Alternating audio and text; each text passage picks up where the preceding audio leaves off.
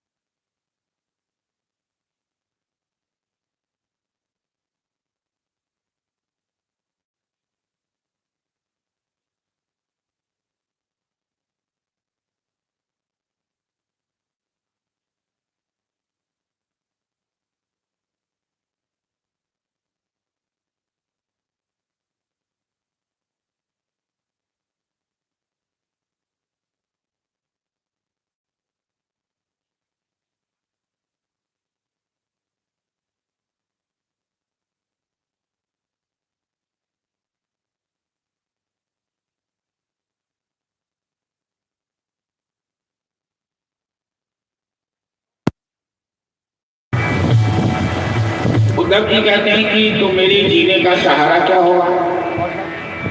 भगवान कहते हैं कि मैं एक रूप से तो वैकुंठ जा रहा हूं और एक रूप मेरा भागवत में प्रवेश हो रहा है, तो तुम भागवत का आश्रय ले लो, तुम्हें लगेगा कि कृष्ण हमारे साथ हैं, कृष्ण मिलन का आनंद तुम्हें मिलेगा।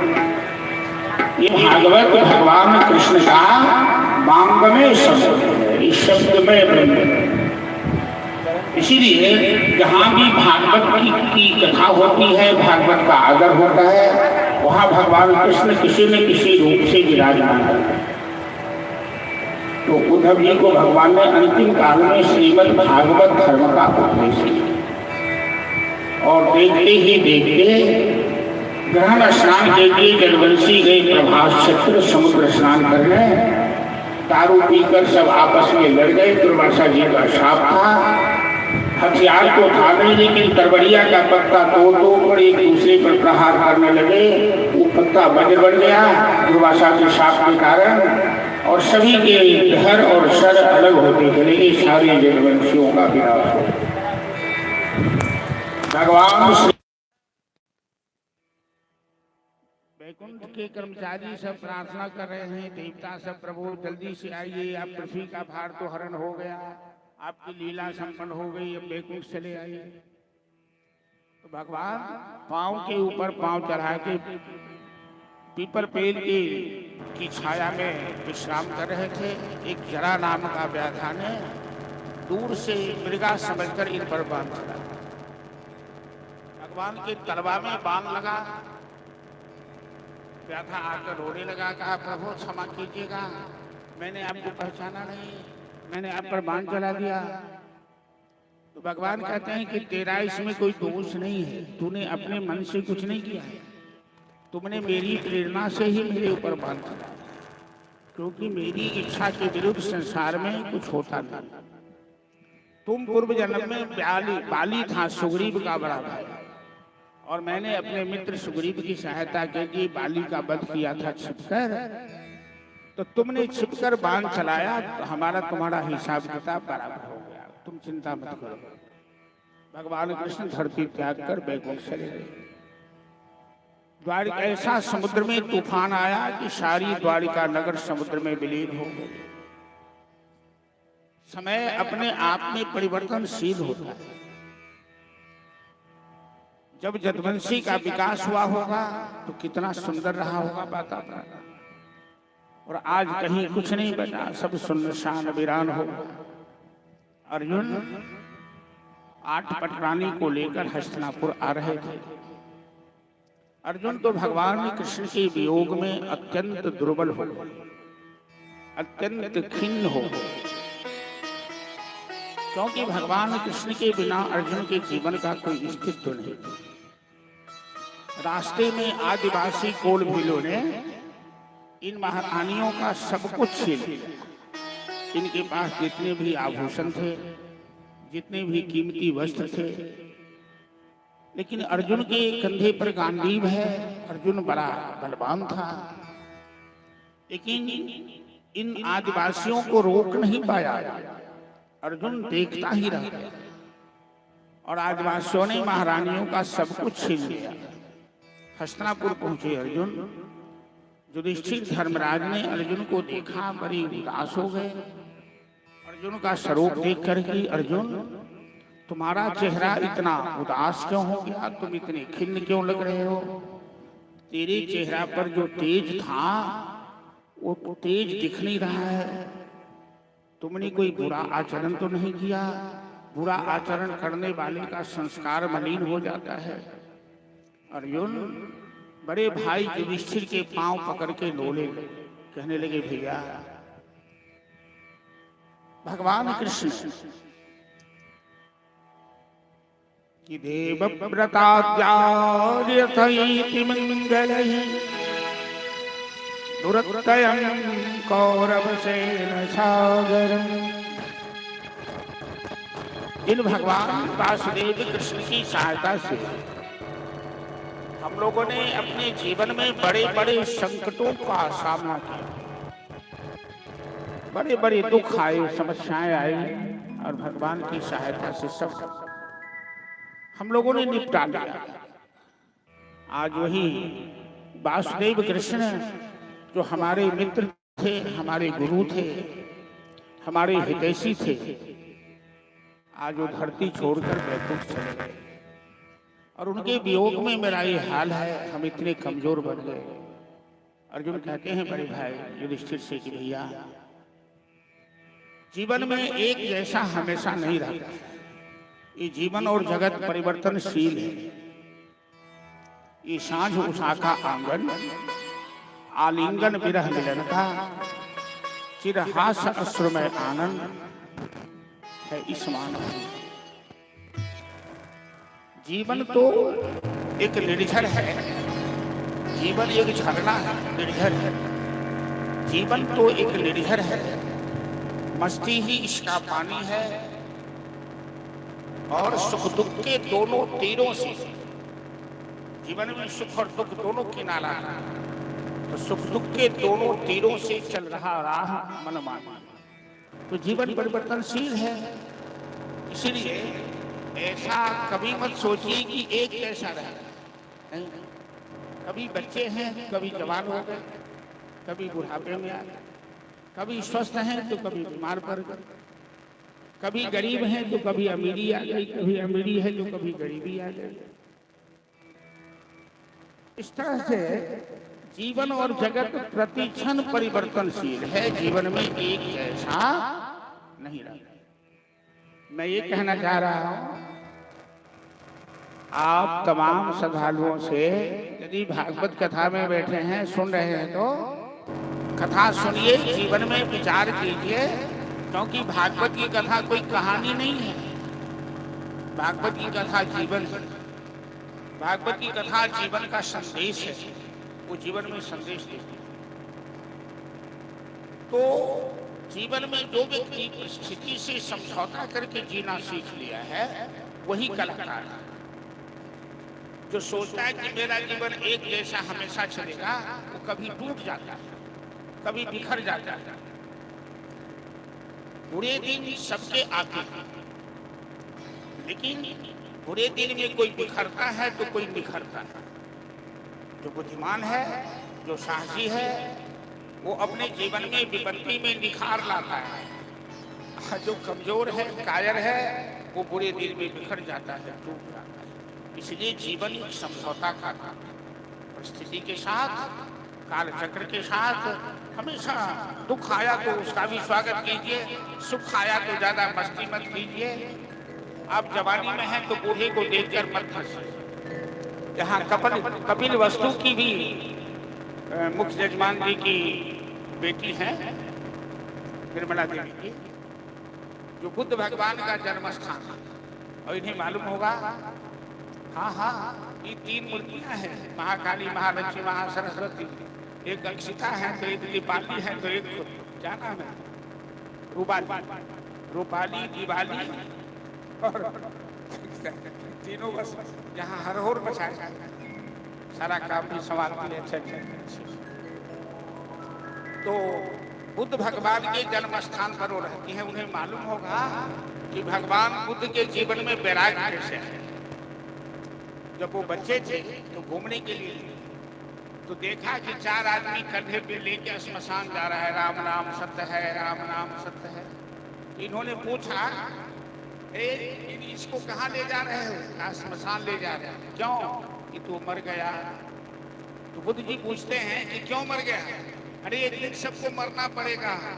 तो सोचने लगे कि हम भी एक दिन मरेंगे। एक बहुत बूढ़े किसी बुढ़े को पूछे, आपका हाल कैसे हो गया, बुढ़ापा कैसे आ गया? तो बेटा एक दिन बुढ़ापा सबको आएगा। उनको ज्ञान हुआ एक दिन हमें भी मरना है, एक दिन हमें भी बूढ़ा होना है। वैराग्य ले लिए, गया में जाकर के तपस्या की, बुद्धत्व प्राप्त किया। कहने का मतलब कि जीवन एक समझौता है, मानना नहीं मानिएगा तो काम नहीं चलेगा, क्योंकि समय से कोई लड़ नहीं सकता है, समय के साथ समझौता कर सकता है। तो अर्जुन आंसू बहाकर अपने भाई से कह रहे, कबीरदास जी का बड़ा प्यारा शब्द है कि सब दिन होत न एक समाना, सब दिन होत न एक समाना, सब दिन होत न एक समाना, सब दिन होत न एक समाना। ओ सब दिन होत न एक समाना, सब दिन होत न एक समाना, सब दिन होत न एक समाना, सब दिन होत न एक समाना।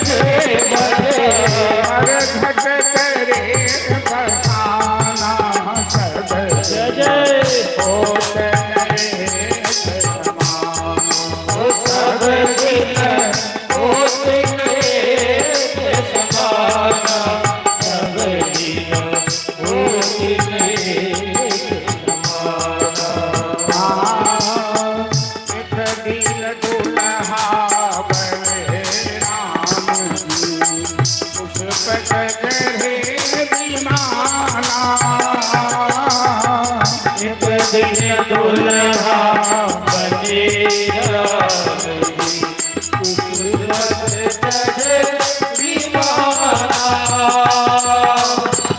एक दिन सीता हरण भयो है, एक दिन सीता हरण भयो है, दशरथ जागरण गाना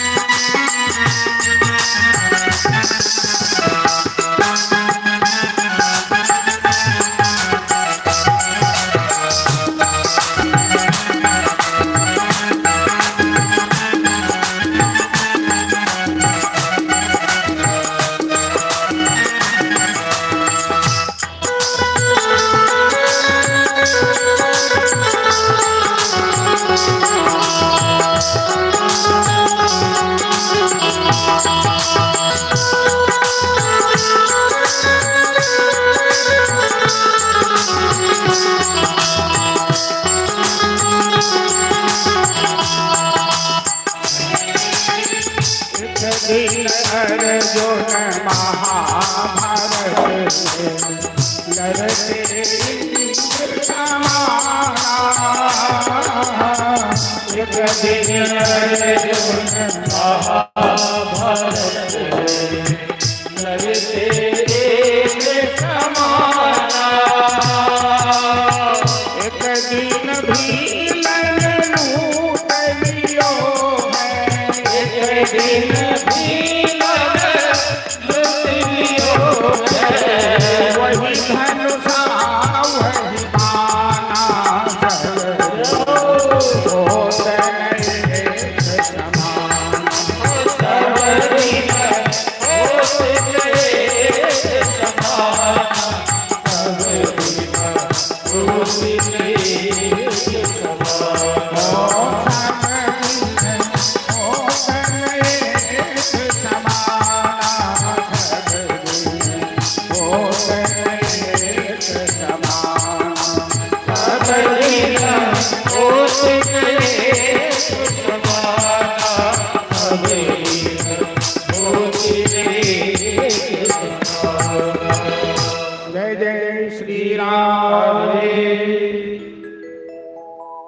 एक दिन बालक जन्म ले तुहें, एक दिन भये शयाना। एक दिन चिता जरे मरघट में धुआं उड़त समाना। कहत कबीर सुनो भाई साधु, यह पद है निर्वाणा। जो यही पद के अर्थ लगावे, वही चतुर शयाना। सब दिन होत एक समान। युधिष्ठिर महाराज बड़े ज्ञानी थे और युधिष्ठिर के जीवन में अभी अभी एक घटना घटी थी। क्या घटना घटी थी कि 6 महीना पहले एक ब्राह्मण और एक बनिया एक पंचायत लेके आया राजा का। बनिया ने जमीन बेची, ब्राह्मण ने खरीदा। तो जमीन के अंदर गागर निकला रत्न का। तो बनिया गागर वापस करने गया ब्राह्मण को। ब्राह्मण वो गागर वापस करने गया बनिया। तो बनिया कहता है नहीं नहीं, गागर आपका हुआ। जब मैंने जमीन बेच दी तो जमीन के अंदर जो भी चीज है उस पर आपका अधिकार है। और 6 महीना के बाद दोनों एक एक वकील लेके आए राजा के पास। बनिया कहता है महाराज मैंने तो जमीन बेची है, इन्होंने जमीन की कीमत दी है, कागज पर मेरा अधिकार होगा।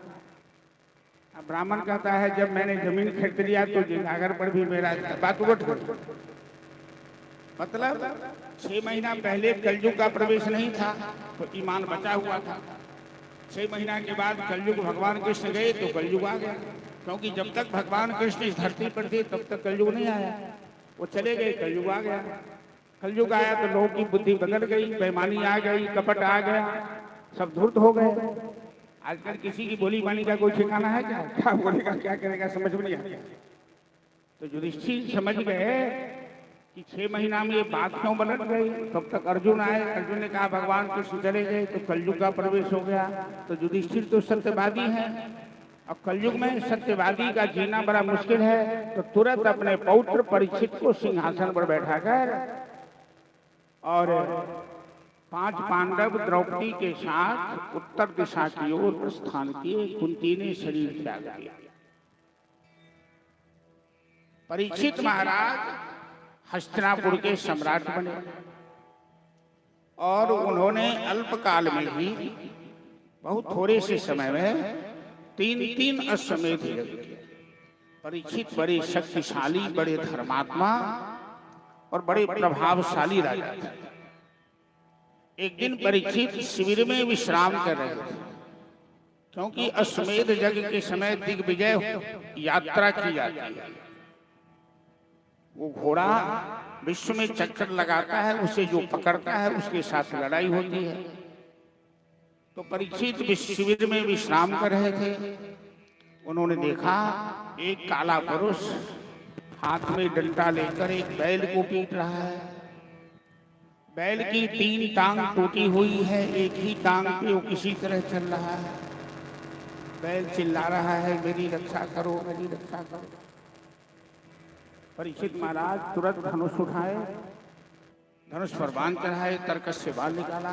सारे पापी, मेरे राज में इतना बड़ा अत्याचार तुम कर रहे हो, हम तुम्हें मृत्यु दंड देंगे। वो काला पुरुष हाथ से डंडा फेंक दिया, हाथ जोड़कर खड़ा हो गया। महाराज महाराज बाण मत चलाओ। परीक्षित बोलते हैं तुम हो कौन? तो मेरा नाम कलयुग है महाराज। तुम कलयुग इतने बुरे हो, हम तुम्हें जिंदा नहीं छोड़ेंगे, क्योंकि तुम तो प्रजाओं की बुद्धि को भ्रष्ट कर दोगे। तो कलयुग कहता है महाराज मैं बुरा तो हूं, लेकिन इतना भी बुरा ना हूं कि आप हमें मार दीजिए। हम में अच्छाई भी है, हम में एक अच्छाई सबसे बढ़कर है जो किसी युग में नहीं। कृते यद्धायते पुंसां कलो दोष निधे राजन् अस्ति एक महान् गुणः स्मरणादेव कृष्णस्य नरो चेतबन्धना। कलयुग कहता है महाराज हम में दोष बहुत है, मैं मानता हूं, लेकिन गुण भी कुछ ऐसा है। महाराज परीक्षित पूछते हैं क्या गुण है? तो कृते यद्ध्यायते पुंसां त्रेतायाम यजते मखै द्वापरे परिचर्यायां कलौ तत् हरिकीर्तना। जो सतयुग के लोग तपस्या करके फल प्राप्त करते हैं, त्रेता के लोग यज्ञ करके फल प्राप्त करते हैं, द्वापर के लोग पूजा करके फल प्राप्त करते हैं। सतयुग में तपस्या का महत्व है, त्रेता में यज्ञ का महत्व है, द्वापर में पूजा का महत्व है। उसी तरह कलयुग में केवल हरिनाम कीर्तन का महत्व है। हरिर्नाम हरिर्नाम हरिर्नामैव केवलम कलौ नास्त्येव नास्त्येव नास्त्येव गतिर्। इसलिए नदिया जिला में नवद्वीप में चैतन्य महाप्रभु प्रकट हुए, नाम कीर्तन के प्रचार के, और उनकी कीर्तन के काम को प्रभुपाद स्वामी ने बढ़ाया, पूरे विश्व स्तर पर में से बढ़ाया इस्कॉन के माध्यम से। तो कलयुग में केवल हरिनाम कीर्तन का सबसे ज्यादा महत्व। कलयुग की दूसरी विशेषता है कि मानसिक पाप कलयुग में नहीं लगता है। यदि आपने मन में सोच लिया कि किसी का बुरा करना है तो पाप नहीं लगेगा। जब तक आपने पाप किया नहीं तब तक नहीं लगेगा। दूसरे युग में सोचने से भी पाप लगता है। तो मनसा पुण्य हो ही नहीं पाप। और मन से सोच लिया कि हमें पुण्य करना है तो पुण्य का फल मिलेगा, लेकिन मन से सोच लिया कि पाप करना है तो पाप का दंड आपको नहीं मिलेगा। तो चलिए, कलयुग में हरिनाम कीर्तन का बड़ा महत्व है। हम लोग इस कीर्तन के महत्व में एक भजन श्रवण करें। अमृत है हरिनाम जगत में, छाड़ विषय विष पीना का, हरिनाम नहीं तो जीना।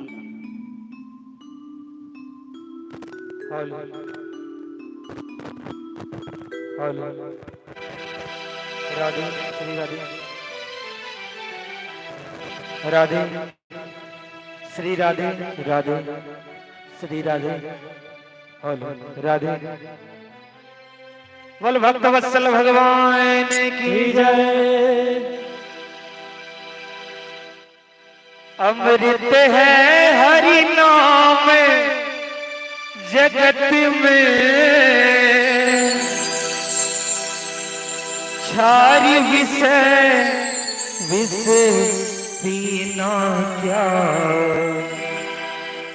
हरि नाम नहीं तो पीना क्या, हरि नाम नहीं तो जीना क्या, हरि नाम नहीं तो पीना क्या, हरि नाम नहीं तो जीना क्या।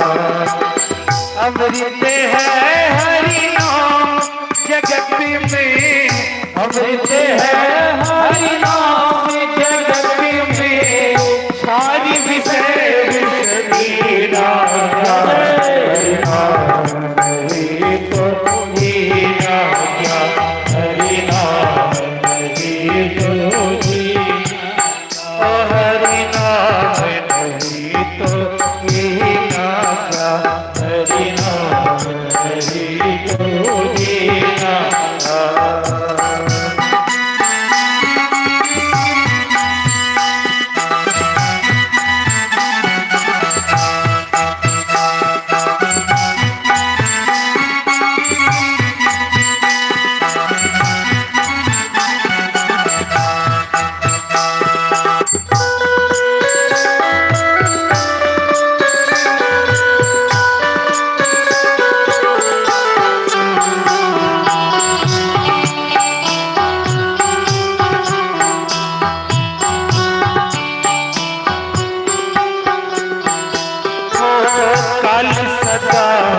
अपने रस डोले, ना जाने कब सिर चढ़ बोले, काल सदा अपने रस डोले, ना जाने कब सिर चढ़ बोले, काल सदा अपने रस डोले, ना जाने कब सिर चढ़ बोले, काल सदा अपने रस डोले, ना जाने कब सिर चढ़ बोले।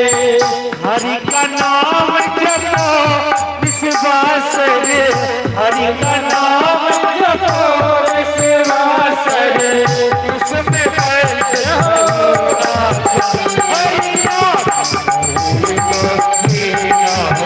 हरि नाम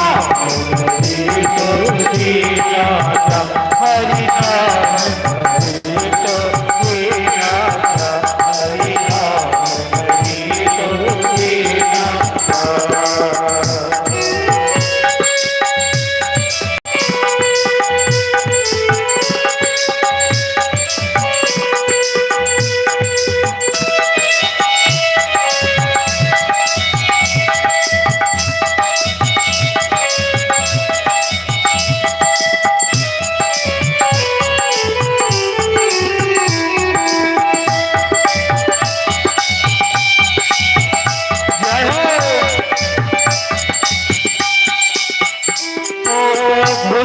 से अब अंग सजाए, जिह्वा पर हरि नाम न लाए, हुसन से सब अर्घ सजाए, जीवा पर हरि नाम न लाए।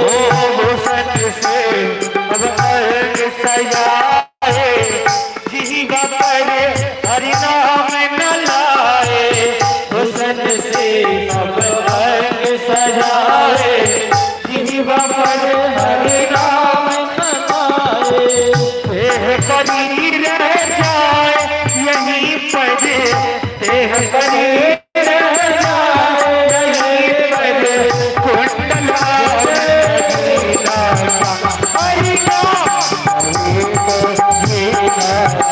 हरि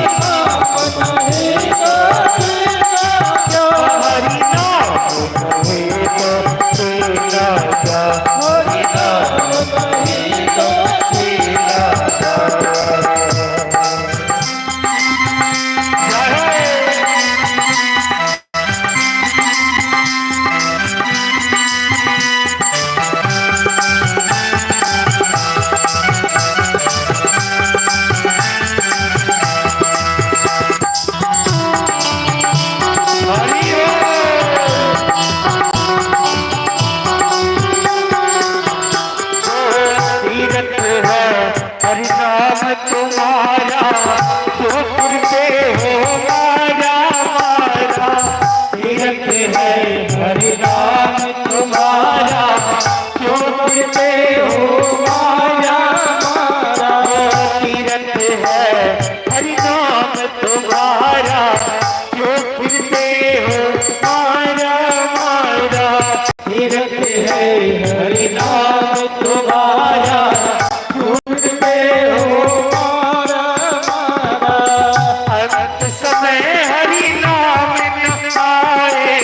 अंत समय हरि नाम न आए।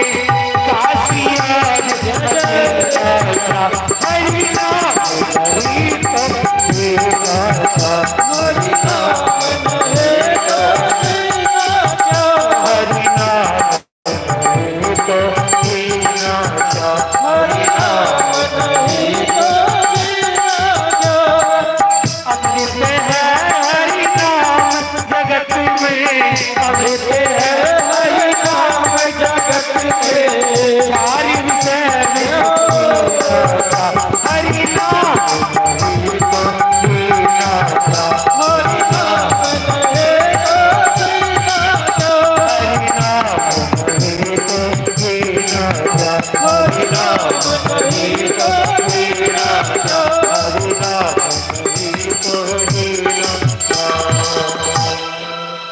भक्तवत्सल भगवान की जय। तो कलयुग में केवल हरि नाम कीर्तन का सर्वाधिक महत्व है। तो परीक्षित ने कहा कलयुग को कि तुम्हें हम मृत्यु दंड नहीं देंगे, लेकिन 4 स्थान पर ही तुम रह सकते हो। जहां लोग जुआ खेलता हो, जहां लोग मदिरापान करता हो, जहां लोग हिंसा करता हो और जहां वेश्यावृत्ति करता हो। ये 4 स्थान कलयुग के रहने के लिए परीक्षित ने दिए। कलयुग कहता है महाराज एक स्थान भी तो अच्छा दीजिए कम से कम। तो परीक्षित ने कहा तुम अपने मन से एक स्थान ले लो। तो स्वर्ण के अंदर, सोने के अंदर कलयुग का वास। महाराज परीक्षित दिग्विजय करके लौटे, राजधानी आए। आज अपने पूर्वजों का खजाना खोला। उस खजाने में एक सुंदर मुकुट मिला, हीरे जवाहरात जड़े। ये मुकुट जरासंध के माथे का था। मगध का राजा था जरासंध, बड़ा बलवान, बड़ा अत्याचारी राजा था। जब भगवान श्री कृष्ण ने भीमसेन के द्वारा जरासंध का वध करवाया तो राज तो उसके पुत्र को वापस कर दिया, लेकिन भीम ने मुकुट अपने बड़े भाई के लिए ले लिया। जब युधिष्ठिर को पता लगा ये मुकुट अनुयायी राजा के सर का है, तो युधिष्ठिर महाराज ने भीम को आदेश दिया कि मुकुट नदी में प्रवाहित कर दो, ये अपने घर में मत रखो। क्योंकि अन्याय से उपार्जित लक्ष्मी अपने पास नहीं रखनी, उसका समय ज्यादा नहीं होता है। बहुत ज्यादा यदि अन्यायियों का धन टिकता है तो 3 पुष्प, 3 साल, 3 मास नष्ट। लेकिन भीमसेन को इतनी लालच लगी कि मुकुट को फेंका नहीं, उसे तिजोरी में, खजाने में छिपा दिया। आज परीक्षित महाराज वही मुकुट धारण कर लिया। उन्हें पता नहीं कि किसका मुकुट है, बाप दादा ने रखा है तो अच्छा ही रखा होगा। प्रायः संसार में लोग यही गलती करते कि हम आने वाली पीढ़ियों के लिए, बाल बच्चों के लिए, औलाद के लिए धन की चिंता ज्यादा करते हैं संस्कार की अपेक्षा। हम ये सोचने लगते हैं कि 1 नंबर, 2 नंबर, 3 नंबर जितनी भी कमाना हो कमा लो, और इतना कमा के रख दो बाल बच्चों के लिए कि बस हाथ पर हाथ रखे पड़ा, मकान बना दो, जमीन खरीद दो, बैंक बैलेंस कर दो, तो उसे कुछ करना ना पड़े। जैसे आज की सरकार जो मुफ्त में अन्न का बंटवारा कर रही है, तो उसे क्या हो रहा है समाज में? गौर कीजिए, निकम्मापना बढ़ गया। अब एक दिन मजदूरी कर लिया, महीना भर का राशन ले आता है, बाकी 29 दिन खटने की क्या जरूरत है? ताश खेलता है, जुआ खेलता है। बच्चों के लिए धन की चिंता मत कीजिए। हाँ, बच्चा में संस्कार हो, विद्या हो, सरस्वती का वास हो। कबीरदास कोई साधारण पुरुष तो थे नहीं, उनकी बातें बड़ी सटीक। पूत सपूत क्यों धन संचय, अपूत कपूत क्यों धन संचय। यदि पुत्र योग्य है तो चिंता मत करो, कमा लेगा। यदि नालायक है तो भी चिंता मत करो, तुम्हारी कमाई हुई को कमा देगा। तो संस्कार की चिंता कीजिए, धन की चिंता मत कीजिए।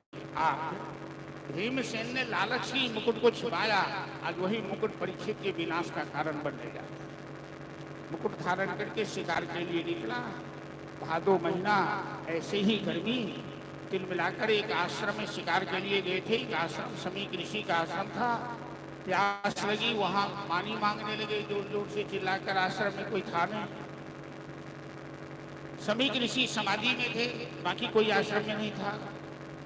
राजा परीक्षित की आवाज उन्हें सुनाई नहीं पड़ी। परीक्षित मरा हुआ सांप था बगल में पड़ा हुआ, धनुष की नोक से सांप उठाकर एक तपस्या करते हुए तपस्वी ऋषि के गले में सांप डाला। परीक्षित जैसे धर्मात्मा राजा कितना बड़ा गलत काम किया, एक तपस्वी ब्राह्मण के गले में मरा हुआ सांप डाला। परीक्षित चले आए राजधानी। उस समीक ऋषि के पुत्र थे ब्रह्मचारी श्रृंगी ऋषि। जब वो आश्रम में आए, देखा पिता के गले में मरा हुआ सांप है। बच्चों ने बताया कि राजा परीक्षित ने तेरे पिता के गले में सांप डाला। श्रृंगी ऋषि तो अभी बच्चे थे, बाल बुद्धि। इतना क्रोध आया कि तुरंत राजा परीक्षित को शाप दिया। श्रृंगी ऋषि ने कहा, इति लक्षित मर्यादम तक्षको सप्तमे अग्नि तक्षतस्मः कुलांगारा माया तत्र प्रचोदितः। ये महाराज परीक्षित, तुम एक चक्रवर्ती सम्राट होकर इतनी मर्यादा नहीं समझ पाए। एक तपस्वी ब्राह्मण के गले में मरा हुआ सांप डाल दिया, इतना अहंकार हो गया तुम्हें। मैं तुम्हें सांप देता हूँ, यही मरा हुआ सांप जिंदा होकर एक दिन तक्षक बन के तुझे डस देगा और 7वें दिन तुम्हारी मृत्यु होगी। समीक ऋषि का ध्यान खुला। जब उन्हें पता लगा कि हमारा पुत्र ने राजा परीक्षित को सांप दे दिया है, तो बड़े ही क्रोधित हो गए। अपने पुत्र को डांटने लगे, अरे नादान, अरे चांदार, कि तुमने क्या किया? परीक्षित जैसे राजा बार बार धरती पर नहीं आते और तुमने इस धरती को अनाथ कर दिया। हम ब्राह्मण तपस्या करते हैं दूसरों को शाप देने के लिए नहीं, हम ब्राह्मण तपस्या करते हैं दूसरों की कल्याण करने के लिए। समीक ऋषि ने तुरंत अपने शिष्य को भेजा राजा परीक्षित के पास, और शिष्य ने जाकर परीक्षित को सूचना दी कि महाराज आप सावधान हो जाइए, 7वें दिन आपकी मृत्यु होने वाली है। श्रृंगी ब्रह्मचारी श्रृंगी ने आपको शाप दे दिया। परीक्षित महाराज तो पहले से ही सावधान थे। जब उन्होंने मुकुट नीचे उतारा, नीचे रखा, सर से नीचे किया, तब उन्हें लगा कि आसमान से गिरे जमीन पर ये मैंने क्या किया। मैंने एक तपस्वी ब्राह्मण के गले में मरा हुआ सांप डाल दिया। परीक्षित ने इतना बड़ा गलत क्यों किया? क्योंकि उनके सर पर जो मुकुट था, उस मुकुट में कलयुग का प्रवेश हो, और कलयुग अपना वर्चस्व दिखाने के लिए राजा परीक्षित को मरवाने का साजिश कर लिया।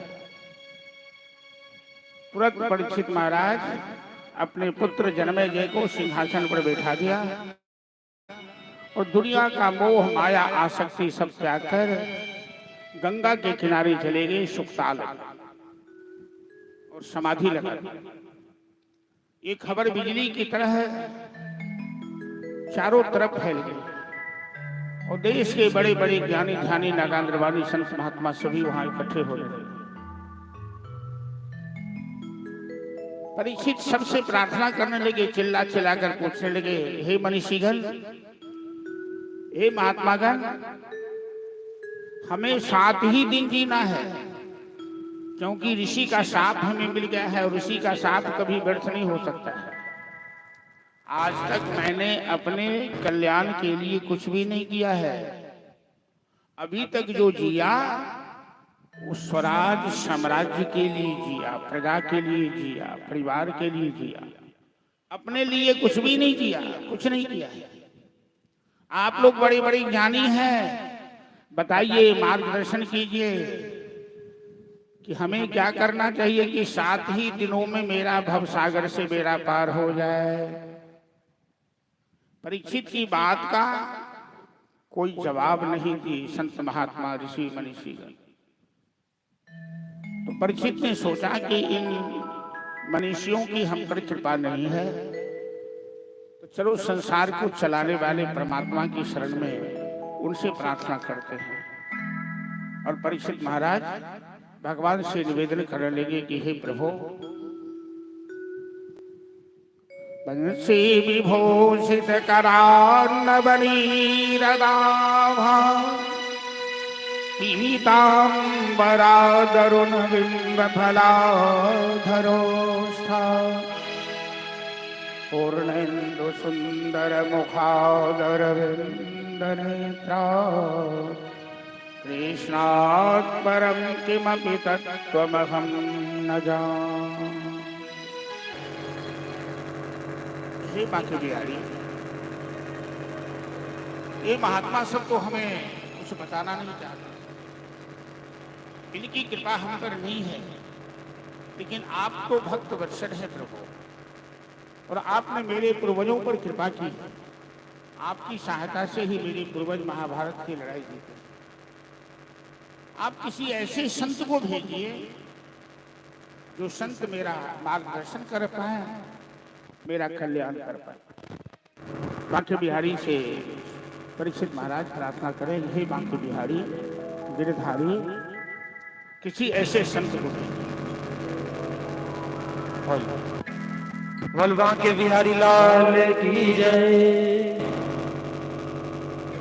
हे बांके बिहारी गिरिधारी, हो प्यारे तुम्हारे चरणों में। हे बांके बिहारी गिरिधारी, हो प्यारे तुम्हारे चरणों में। नटवर मधुसूदन बनवारी, हो प्यारे तुम्हारे चरणों में। नटवर मधुसूदन बनवारी, हो प्यारे तुम्हारे चरणों में।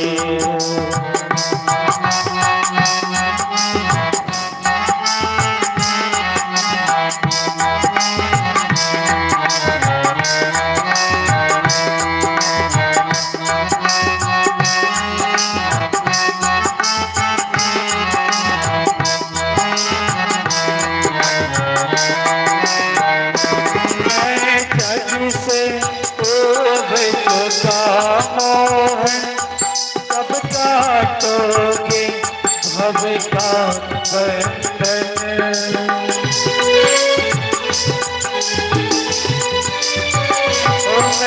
जग से ओब चुका मोहन, तब काटोगे भव का बंधन। अवसर तिहारी बनवारी हो, प्यारे तुम्हारे तिहारी बनवारी हो, प्यारे तुम्हारे बिहारी गिरिधारी हो, प्यारे तुम्हारे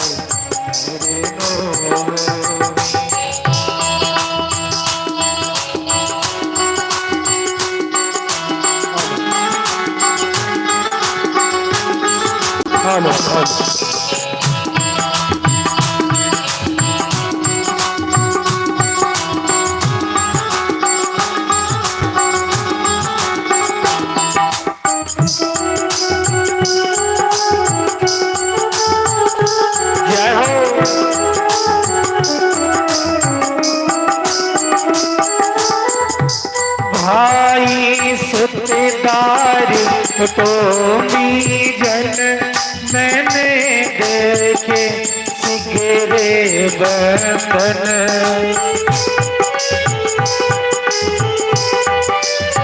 ओ भाई सुतेदारी तो जन मैंने देखे सिगरे बंधन। सब सारत है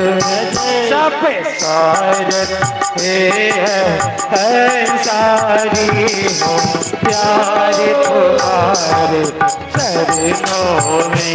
सब सारत है सारी हो, प्यारे तुम्हारे चरणों में। माँ के बिहारी गिरिधारी हो, प्यारे तुम्हारे चरणों।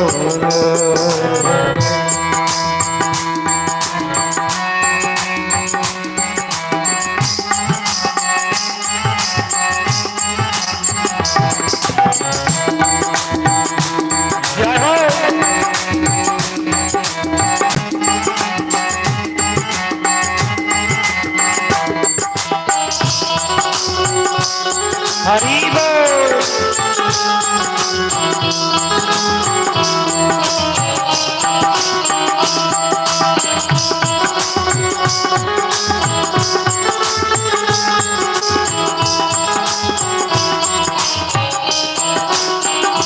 मन कस्तूरी चित्त के चंदन, अर्पण हो तुझ में मन मोहन।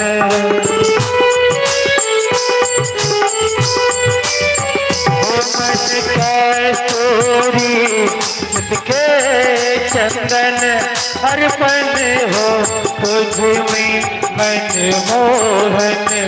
अब दर्शन दिन में दुखियारी हो, प्यारे तुम्हारे चरणों में। अब दर्शन दिन में दुखियारी हो, प्यारे तुम्हारे चरणों में। माँ के बिहारी गिरिधारी हो, प्यारे तुम्हारे चरणों में। माँ के बिहारी गिरिधारी हो, प्यारे तुम्हारे चरणों में। ओ प्यारे तुम्हारे चरणों में, ओ प्यारे तुम्हारे चरणों में। जय जय श्री राधे।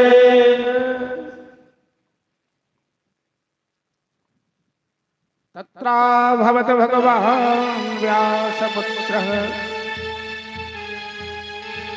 अलिप्सिगामट्टबालो नपेक्ष अलिक्षलिंगः निजलाभतुष्टः मृतस्त्रिबालो अवधूतवेशः। रमता जोगी बहता बानी सुखदेव जी वहां प्रकट हो गए और सभी ऋषि मुनियों ने उठकर उनका अभिवादन किया। बोल सुखदेव भगवान की जय। कल सुखदेव जी की चर्चा हुई थी कि स्वयं महादेव भागवत का प्रचार करने सुखदेव बन के आए। ऐसे परम संत हैं सुखदेव जी जो 16 साल मां के गर्भ में जन्म लिए तो सीधे जंगल का रास्ता पर और अपने पिता व्यास जी से भागवत का ज्ञान प्राप्त किए। आज परीक्षित की प्रार्थना पर और भगवान की प्रेरणा पर सुखदेव जी उस सभा में सुखताल में प्रकट हुए जहाँ सुखदेव जी के पिता व्यास जी, पराशर, भृगु, च्यवन, पिप्पलाद, भृगु, वशिष्ठ इत्यादि सबके सब ऋषि मुनि वहां उपस्थित। सबने उठकर उनका अभिवादन किया। सुखदेव जी मंचासीन हुए, मंच पर विराजमान हुए और राजा परीक्षित के मन में अभी तक जो भय लगा था, दुखी थे, सुखदेव जी के दर्शन मात्र से ही परीक्षित का सारा दुख दूर हो। संत दरस जिमि पातक डर, संत के दर्शन मात्र से सभी कष्ट दूर हो जाते और परीक्षित मुस्कुराने लगे। सुखदेव जी का चरण धोया, उनकी पूजा की और बड़े विनम्र भाव से परीक्षित के सुखदेव जी के चरण में बैठे। ज्ञान प्राप्त करने के लिए विनम्रता की जरूरत है। हमारे यहाँ चाणक्य जी ने बताया कि विद्या का पहला लक्षण है विद्या ददाति विनयम, विनयात् ददाति पात्रता। विद्या से यदि विनम्रता जीवन में नहीं आई तो वो वस्तुतः विद्यार्थी नहीं हो सकता। विद्या का प्रथम लक्षण है विनम्रशील होना। ज्ञान प्राप्ति के लिए विनम्रशील बनना पड़ेगा। तो परीक्षित महाराज बड़े विनम्र भाव से सुखदेव जी के चरण में सिर झुकाकर बैठे। जरा सोचिए कि संत महात्माओं में ऐसी कौन सी विशेषता है। ये 16 साल के साधु हैं, इनके शरीर पर कपड़े भी नहीं हैं, दिगंबर वेश में हैं, मात्र लंगोटी पहने हुए, श्याम बदन है, लंबे बाल, लंबी भुजा, लंबे ललाट और कहीं न कुछ लेना है न देना है, अपने आप में मस्त रहने वाले। लेकिन इनके आगे बड़े बड़े राजे महाराजों का मुकुट झुक रहा है, क्योंकि आनंद ज्ञान का विषय है। आनंद धन का विषय नहीं हो सकता, संसार का विषय नहीं हो सकता। तो जो ज्ञान सुखदेव जी के अंदर है वो बड़ी बड़ी ज्ञानी ध्यानी के अंदर नहीं है, इसीलिए उनके सामने सभी नतमस्तक हो गए। और परीक्षित महाराज सुखदेव जी से पहला प्रश्न पूछा। हम लोग भागवत कथा में मूलतः अब प्रवेश करने जा रहे हैं। अभी तक तो इनकी भूमिका चल रही थी, महात्मा चल रहा था। परीक्षित ने पहला प्रश्न क्या पूछा है भागवत में सुखदेव जी से कि अतः परीक्षामि संसिद्धिं योगीनां परमं गुरो पुरुषस्य यत् कार्यं म्रियमाणस्य सर्वथा। हे योगियों के परम गुरु, मैं आपसे ये पूछना चाहता हूं कि मरने वाले मनुष्य को क्या करना चाहिए। किम छोतव्यम किम जाप्यम किम स्मृतव्यम नृभिः प्रमाण। क्या सुनना चाहिए, क्या जपना चाहिए। पहला प्रश्न है भागवत। और यजमान के रूप में, प्रथम श्रोता के रूप में परीक्षित बैठे हैं कथास्थल में, और वक्ता के रूप में परम ज्ञानी सुखदेव जी विराजमान। तो परीक्षित महाराज बोलते हैं कि गुरुदेव, मरने वाले मनुष्य को क्या करना चाहिए? मरने वाले को क्या करना चाहिए? तो सुखदेव जी राजा परीक्षित की प्रशंसा करते हैं कि बड़ी यान ये सते प्रश्न कृतो लोकहितम नृपः आत्मवित संवित पुरुषां श्रोतव्यादियत्पर। ये महाराज परीक्षित, तुमने बड़ा ही उत्तम प्रश्न किया है। परीक्षित के प्रश्न को सुखदेव जी ने उत्तम क्यों कहा? एक प्रश्न होता है व्यष्टिवाद, व्यक्तिगत बात, एक समष्टिगत होता है। तो जो समष्टि है, संसार के कल्याण के लिए जो प्रश्न होता है वो उत्तम होता है, और अपने व्यक्तिगत कल्याण के लिए यदि कोई प्रश्न करता है, उपाय करता है, तो बहुत उत्तम नहीं होता। इस अवस्था में भी परीक्षित ने सुखदेव जी से क्या पूछा कि मैं मरने वाला हूं, हमें क्या करना चाहिए? ऐसा नहीं पूछा। मरने वाले मनुष्य को क्या करना चाहिए? जीव मात्र परीक्षित है। मां के गर्भ में जिनकी परीक्षा ली गई हो, ऐसे जीव का नाम परीक्षित है। ऐसे कोई जीव संसार में नहीं आते जिनकी मां के गर्भ में परीक्षा नहीं ली जाती है। 10 महीना जब बच्चे मां के गर्भ में होते हैं, सर नीचे पांव ऊपर, और 7वें महीने में प्राण शक्ति आती है, तो भगवान से प्रार्थना शुरू कर देता है, हे अच्युत, हे केशव, हे नारायण। अच्युतम केशवम राम नारायणम कृष्ण दामोदरम वासुदेवम हरि श्रीधरम वल्लभम गोपिका वल्लभम जानकी नायकम रामचंद्रम भजे। ये गरुड़ पुराण का श्लोक है।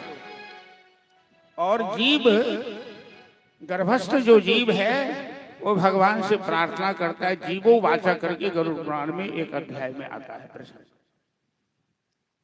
तो माँ के घर में सभी बच्चे परीक्षा सब भगवान से निवेदन करते हैं, सबकी परीक्षा होती है, इसीलिए जीव मात्र का नाम परीक्षित है। तो परीक्षित ने संसार के लिए प्रश्न पूछा कि मरने वाले को क्या करना चाहिए। जरा इस कथास्थल में, इस पंडाल के अंदर हाथ उठाइए तो कोई आदमी जो नहीं मरने वाले हैं, जो कभी नहीं मरेंगे। एक भी हाथ नहीं उठा। मतलब सबको मालूम है कि हम एक न एक दिन मरेंगे। जब ये मालूम है तो फिर झूठ क्यों बोलते हैं, अधर्म क्यों करते हैं, पाप क्यों करते हैं? मरने वाला, जिसको मालूम है कि मैं मरने वाला हूं, वो पाप नहीं करता है, वो डरता है। सभी मरने वाले हैं। इसीलिए सुखदेव जी कहते हैं कि बड़ी यान एषते प्रश्न, तुम्हारा प्रश्न बड़ा ही उत्तम। परीक्षित ने पूछा कि क्या सुनना है, क्या सोचना है। तो सुखदेव जी कहते हैं श्रोतव्यादीनि राजेंद्र नृणाम संति सहस्र। महाराज, मानव के जीवन में सोचने के लिए 1-2 विषय नहीं है, हजारों विषय।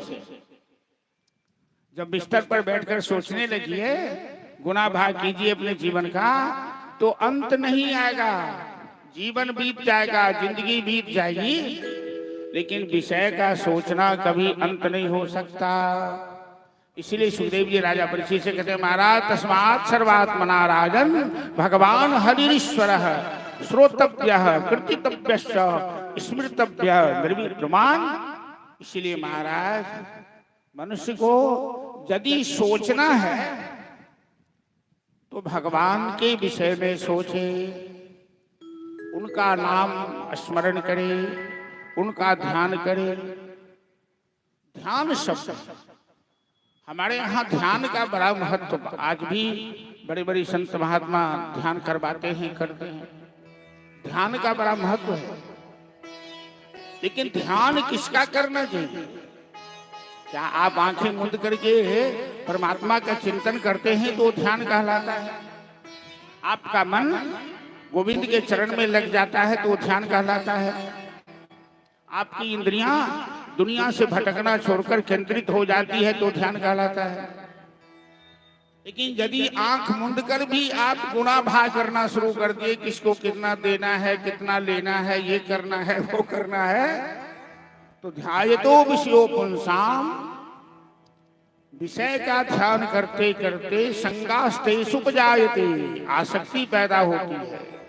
संगात गीता में भगवान कह रहे हैं संगात संजायते कामः, और आसक्ति से कामना शक्ति बढ़ती है। संगात संजायते कामः, और कामना से मोह पैदा होता है। मोह के बाद क्रोध पैदा होता है, और क्रोध के बाद बुद्धि भ्रष्ट हो जाती है। जब बुद्धि भ्रष्ट हो गई तो आप गड़बड़ करना शुरू कर देते हैं। इसीलिए काम जो करना है कीजिए, लेकिन ध्यान कभी विषय का मत कीजिए। कितना खेत है, कितना जमीन है, कितना बैंक बैलेंस है, कितना लेन, ये सब नहीं। ध्यान जब भी कीजिए तो परमात्मा का ध्यान। सुखदेव जी यही कहना है। महाराज परीक्षित ने पूछा 7 ही दिन जीना है तो हमें क्या करना है? सुखदेव जी कहते हैं कि सूर्यवंश के राजा दिलीप के पिता खटवांग हुए तो 48 मिनट में अपना कल्याण कर लिए। मात्र 48 मिनट। तुम्हारे पास तो 7 दिनों का समय है महाराज, चिंता मत करो। दुनिया के लोग कितने बड़े मूर्ख हैं, कितने बड़े लापरवाह हैं। परीक्षित के लिए तो 7 दिन की गारंटी हो गई। ऋषि का शाप मिला तो बीच में यमराज नहीं आ सकता, बीच में मृत्यु नहीं आ सकती, 7 दिन के बाद ही मरे। लेकिन यहाँ तो एक क्षण की गारंटी नहीं है, कब किसका क्या होगा, प्राण ऊपर लटक जाएगा, ये कोई नहीं कह सकता। क्षणादूर्ध्वं न जानामि विधाता की। इसीलिए विषय का चिंतन मत करो। हम तुम्हें भागवत की कथा सुनाने जा रहे हैं। जरा सोचिए, आज यदि किसी को सांप काटे और कोई कहे कि हम भागवत कथा सुनाते हैं तो मार खाएगा ना? खाली सांप काटे तो हॉस्पिटल लेके भागेगा, या तंत्र मंत्र वाले को बुलाएगा कि झाड़ फूक कर। लेकिन विश्व का सम्राट परीक्षित के साथ ये घटना है। और सुखदेव जी का आत्मबल कितना मजबूत है कि कहते हैं तुम ध्यान से बैठो, हम तुम्हें सप्ताह भागवत की कथा सुनाने। क्यों? परीक्षित का सुखदेव जी का आत्मबल क्यों मजबूत हुआ? तो उस समय एक घटना घटी। सुखदेव जी जैसे निर्णय लिए कि हम भागवत कथा कहेंगे तो देवता सब अमृत कलश लेके आ गए। महाराज चिंता मत करो, हम परीक्षित को अमृत पिला देते हैं, सांप काटने से भी नहीं मरेगा, अमर हो जाएगा। सुखदेव जी कहते हैं तुम जाकर परीक्षित से पूछो अमृत पिएगा कि कथा सुनेगा। परीक्षित कहते हैं नहीं नहीं, हमें ये स्वर्ग का अमृत नहीं चाहिए, हमें कथामृत चाहिए, हमें कथा सुननी है। दोनों में फर्क क्या है? अमृत में और कथा में क्या अंतर है? अमृत लोगों को लंबा जीवन दे सकता है, लेकिन कथामृत लंबा जीवन ही नहीं, जीवन मरण के चक्कर से हमेशा हमेशा के लिए मुक्त कर देती है भागवत की कथा। पुनरपि जननम पुनरपि मरणम पुनरपि जननी जठरे। तो सुखदेव जी परीक्षित बड़े ध्यान से कथा सुनने लगे। सुखदेव जी कथा सुनाने लगे। देवता सब अमृत कलश लेकर चले गए और परीक्षित ने देवताओं से कहा कि हम मृत्यु से नहीं घबराए हुए हैं, हम मृत्यु से नहीं डरे हैं कि तुम अमृत पिलाने आ गए हो। मृत्यु डरने की चीज नहीं है भाई, मृत्यु से डर कर कहाँ जाओगे? सिनेमा वाले गाते हैं ना गीत, ए जी रूठ करके कहाँ जाइएगा, जहाँ जाइएगा तो हमें पाइएगा। तो मृत्यु तो कहती है कि जहाँ जाओगे मैं वहीं पहुंच जाऊंगी, कहाँ भगोगे? मृत्यु के गाल से कोई बच नहीं सकता है, इसलिए मृत्यु डरने की चीज नहीं है। मृत्यु मंगलमय कैसे होगी, अच्छी कैसे होगी, नरक नहीं वास हो, देवता विमान आ जाए हमें लेने के लिए, जमदूत नहीं आए लेने के लिए, ऐसा उपाय करना चाहिए। इसीलिए संत महात्माओं का जन्म दिवस न मृत्यु दिवस पुण्य तिथि मनाई जाती। क्यों? तो कबीरदास जी कहते हैं कि दुनिया में जब बच्चा पैदा लेता है तो सब लोग हंसते हैं, अब बच्चा रोता है, और जब मरता है तो सब रोते हैं। नहीं, कबीरदास जी कहते हैं कि मैं रोने वाला नहीं हूं, सब रोता है। तो कबीरा जब पैदा हुआ जग हंसे हम रोए, ऐसी करनी कर चलो हम हंसे जग रोए।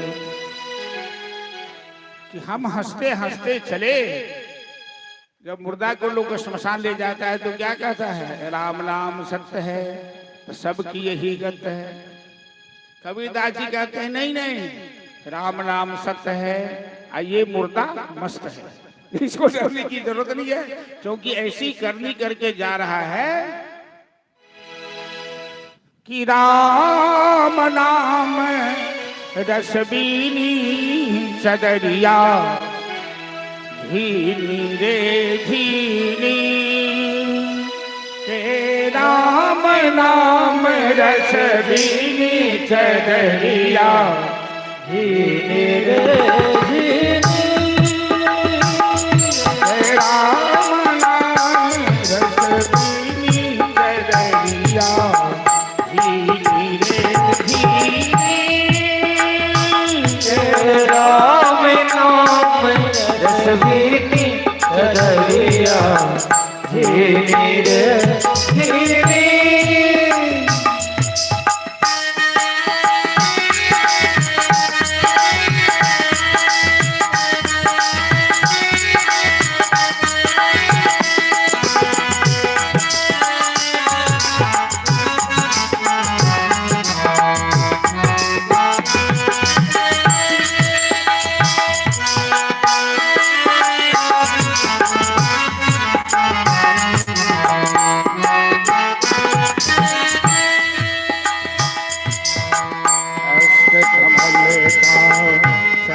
बनाया पाद तत्व से गोरी, अष्ट कमल का चरखा बनाया पाद तत्व से गोरी, नव दस मास मिलन में लागे, नव दस मास मिलन में लागे, मूरख में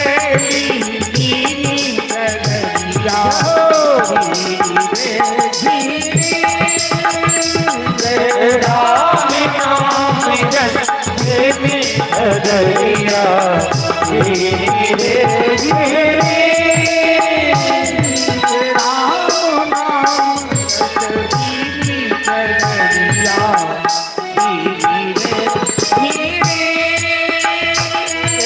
राम नाम रसबीनी सदरिया झीनी रे झीनी।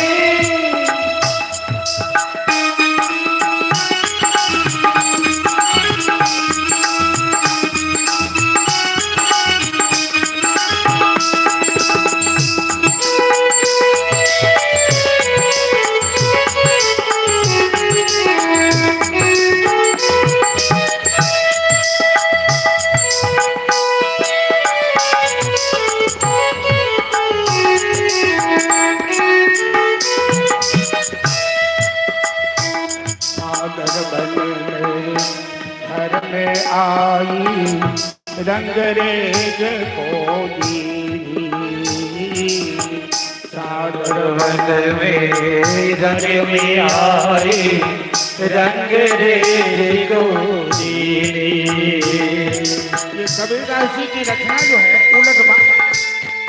उलट बांसी कहलाती है। हेलो राम थोड़ा समझिए ना, आवाज घूम जा रहा है। उलटवासी कहलाती है। शरीर एक चादर है, इसमें अष्टदल पंचतत्व है, और ये चादर शरीर रूपी चादर जब बन के आया तो गुरु जी के पास गया और गुरु जी ने ऐसा पक्का रंग दिया, कबीरदास जी अपने विषय में कहे कि चादर बन मेरे घर, जब चादर बन घर में आई, रंगरेज होती ही, रंगरेज गुरुदेव ऐसा रंग रंगा रंगरेज में लाल लाल करके नजरिया,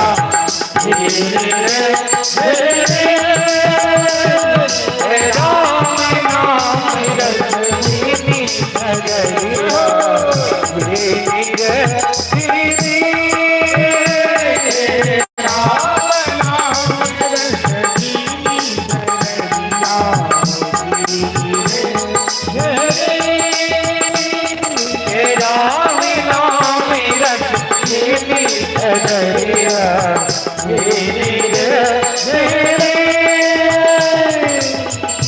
प्रहलाद सुदामा ने ओढ़ी, सुखदेव मुनि प्रहलाद सुदामा ने ओढ़ी, सुखदेव मुनि। कबीरदास जी कहना चाहते हैं इस चादर को लोगों ने गंदा कर दिया। हम लोग यहाँ जो संसार में जी रहे हैं सांस की किराया देते हैं, और रेस्ट हाउस है ये संसार, अपना मकान यहाँ किसी का नहीं है।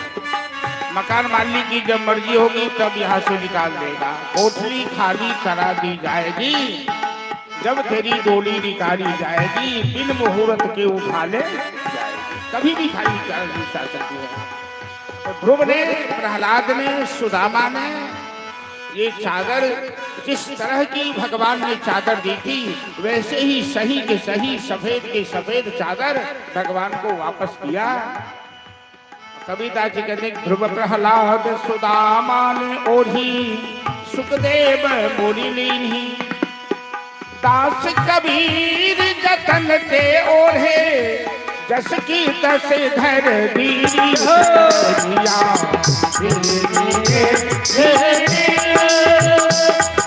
राम नाम रसनी नजरिया,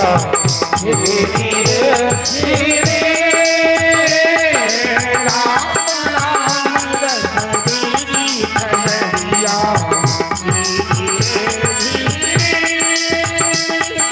राम नाम रसनी नजरिया,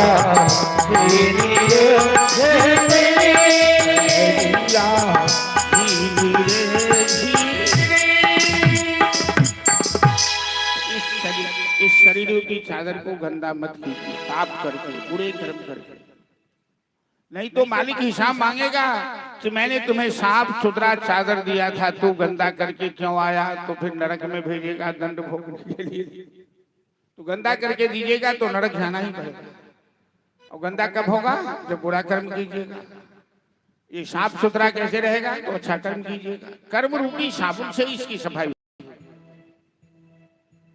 सुखदेव जी परीक्षित से कथा सुनाने लगे तो पहले भगवान के 24 अवतार का वर्णन, भगवान के 24 अवतार, दशावतार नाम गिनाने लगे। फिर संसार जो बनता है इसमें कितने तत्व हैं? 27 तत्व हैं, उस तत्व का वर्णन।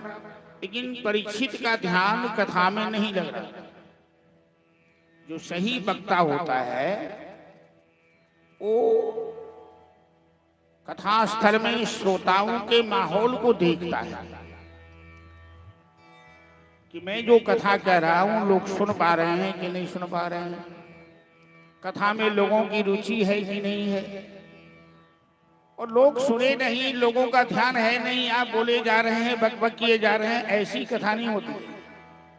सुखदेव जी तो बड़े ही शिल्पी कथा था। जब भगवान के अवतारों का वर्णन किए, तत्वों का वर्णन किए, तो परीक्षित का ध्यान कथा में लग ही नहीं रहा था। वो समझ गए तो उन्होंने सोचा कि चलो एक संत का चरित्र पहले सुनाते हैं। और संत का चरित्र ऐसे संत जिन संत के घर भगवान बिना निमंत्रण के आते हैं, शाक का भोग लगाते हैं, ऐसे संत का नाम है महाभारत में विदुर जी महाराज। तो विदुर जी का चरित्र सुनाते हैं जो परीक्षित का ध्यान कथा में आकर्षित हो जाए, क्योंकि परीक्षित को 7 ही दिन जीना है और 7 ही दिनों में भागवत कथा भी सुनानी है और 7 ही दिनों में परीक्षित का उद्धार भी करना है। तो सुखदेव जी कहते हैं महाराज, महाभारत में एक पात्र का नाम है विदुर महाराज, जो राजनीति के महान पंडित थे। एक वही पात्र ऐसे थे जो उचित बात समय पर बोलते थे। दुर्योधन जब जब गलती करता था तो विदुर जी उसे टोकते थे कि तुम गलत कर रहे हो। एक दिन मौका पाकर विदुर जी चले गए धृतराष्ट्र के पास एकांत में समझाने के लिए, और उन्होंने धृतराष्ट्र से कहा कि महाराज, आपकी आंख तो समाप्त हो गई है, अंधे हो, लेकिन बुद्धि में मोतियाबिंद हो गया क्या? तुम बुद्धि से सोच नहीं सकते हो कि तू सम्राट है और दुर्योधन को युवराज बना दिया है। ये दुर्योधन इतना अत्याचार कर रहा है, आप उसे रोकते क्यों नहीं है महाराज? आपका पुत्र दुर्योधन जिस मार्ग पे चल रहा है, यदि उसी मार्ग पर वो चलता रहा, उसे नहीं रोका गया, तो मुझे तो लगता है महाराज कि 100 पुत्र के पिता हैं आप, और आपका कोई श्राद्ध करने वाला भी नहीं बचे। दुर्योधन आपका शत्रु पुत्र है महाराज। कभी कभी शत्रु आता है पुत्र बनके वंश को नाश करने के लिए, कभी कभी महाजन आता है ऋण असुली करने के लिए पुत्र बनके। ये दुर्योधन आपका शत्रु पुत्र है। लेकिन धृतराष्ट्र ने कहा, बात तो तुम विदुर ठीक कह रहे हो, लेकिन दुर्योधन के सामने मेरी ममता हावी हो जाती है, मैं उसे रोक नहीं सकता। ऐसे पिता का नाम ही धृतराष्ट्र है जिन्हें अपने पुत्र की गलती नहीं दिखाई देती। गलती कोई भी करे, पिता का कर्तव्य है कि पुत्र गलती करता है तो उसे अनुशासित करे, उसे बताए कि बेटे गलत मत करो। विदुर जी चले आए। दुर्योधन को पता लग गया कि विदुर जी मेरे पिता को मेरे खिलाफ में कुछ कह रहे हैं। दुर्योधन तो बड़ा अहंकारी है। सभा का आयोजन किया, उसके जितने भी समर्थक सब थे सबको बुलाया, और विदुर जैसे संत जो धृतराष्ट्र के विमात्र भाई लगते थे, जिनका आदर भगवान कृष्ण भी करते थे, भीष्म करते थे, द्रोण करते थे, ऐसे संत पुरुष को सभा में बुलाकर दुर्योधन ने अपमानित किया। कहा, दासी पुत्र शूद्र कहेगा, मेरा नमक खाकर मेरे खिलाफ में बोल रहे हो, निकल जा सभा से बाहर, वरना मैं धक्के मारकर तुझे बाहर कर दूं। सुखदेव जी राजा परीक्षित से कहते हैं, महाराज विदुर जी तो ऐसे तपस्वी इंसान थे, यदि बदला लेना चाहते दुर्योधन से तो आंखें खोल देते, दुर्योधन भस्म हो जाता। लेकिन संत पुरुष कभी अपमान का बदला नहीं लेते हैं, अपमान के बदले भी सम्मान करते हैं। विदुर जी ने भगवान को प्रणाम किया। ये तो बड़ा अच्छा हुआ कि दुर्योधन हमें खुद ही निष्कासित कर रहा है। इन पापियों से पल्लू तो छूटा, पिंडा तो छूटा। तो जो भी राजकोष से उन्हें कुछ मिला था मंत्री के नाते, सब वापस कर दिया। अपनी पत्नी सुलभा के साथ गंगा के किनारे जाकर कुटिया बनाकर रह ले। विदुर जी ने 12 वर्षों का 2 संकल्प लिया। एक संकल्प लिया 6 घंटे कीर्तन करना, 3 घंटे दिन और 3 घंटे रात। दूसरा संकल्प लिया कि 12 वर्षों तक अन्न ग्रहण नहीं करेंगे, कंदमूल फल खा के रहेंगे और भगवान का भजन करेंगे। कुछ समय ऐसे ही बीता तो विदुर की पत्नी कहती है, स्वामी द्वारकाधीश भगवान को निमंत्रण देकर बुलाइए, हमें दर्शन करने की बड़ी इच्छा हो रही। विदुर जी कहते हैं मैं उन्हें निमंत्रण नहीं दे सकता हूं। हेलो, क्या कर दिया आवाज? मैं उन्हें निमंत्रण नहीं दे सकता हूं। संत की सोच जरा देखिए, क्योंकि वो महान है, वो महाराजा हैं, और हम तो कुटिया में रहते हैं, कंदमूल भर खा के रहते हैं। उनके स्वागत के लिए मेरे पास न सुंदर आसन है, न सुंदर भोजन की व्यवस्था है। तो भगवान को बुलाकर हम कष्ट नहीं दे सकते अपने लिए। यदि दर्शन करने की इच्छा है तो भगवान के दर्शन करने के लिए निमंत्रण देने की जरूरत नहीं पड़ती है। भगवान को निमंत्रण दीजिएगा तब आएंगे, ऐसा नहीं होता है। याद कीजिए, भजन कीजिए बस। मद भक्ता जत्र गायन्ते तत्र तिष्ठामि नारद। जहां भक्त गान करते वहां भगवान चले आते हैं, दौड़े चले आते हैं। तो विद्वानी को कहा विदुर जी ने कि तुम ऐसा भजन करो कि द्वारिकाधीश स्वयं चले आए। तो भगवान आए हस्तिनापुर, शांति दूत बन के आए दुर्योधन को समझाने के लिए। और वहां बात बनी नहीं, वहां से सीधे विदुर की कुटिया में आ गए। 1 घंटा द्वारकाधीश भगवान विदुर जी के बाहर खड़े हैं, दरवाजे के बाहर। विदुर और विदुरानी दोनों कीर्तन करने में मस्त हो गए। दोनों कीर्तन कर रहे हैं और कीर्तन करने में मस्त हो गई।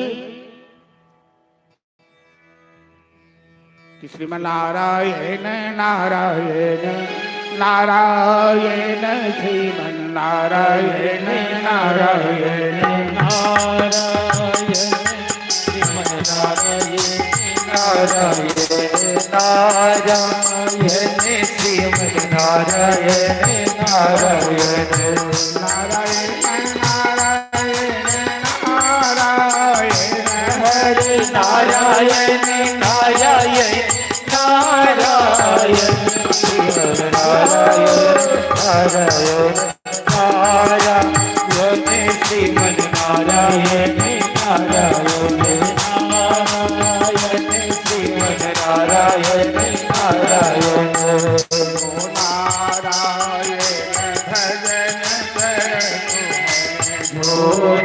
नारायण भजन करतु है।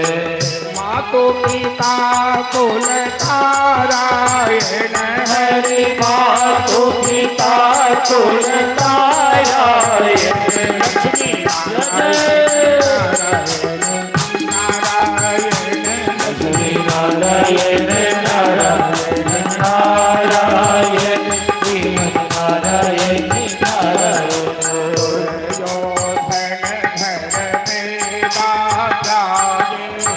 दुर्योधन घर देवा जागे। सागर विदुर घर खावायन हरि सागर विदुर घर खावायन जय जय नारायण हरि नारायण नारायण नारायण श्रीमन नारायण नारायण नारायण नाम। भगवान ने सोचा कि इनका कीर्तन तो समाप्त होने वाला नहीं है, तो दरवाजा खटखटाया। विदुर जी बाहर आए, भगवान अंदर गए। कभी कभी जीवन में प्रेम की ऐसी पराकाष्ठा आती है कि जहां लोगों का सोचना बंद हो जाता है। कल भी मैंने चर्चा की थी कि कथा में बुद्धि मत लगाइए। क्या लगाना है? हृदय लगाना है, भाव लगाना। बुद्धि लगाएंगे तो भगवान भाग जाएंगे वहां से। भगवान कहते तू बड़ा बुद्धिमान है, तुम्हें चला।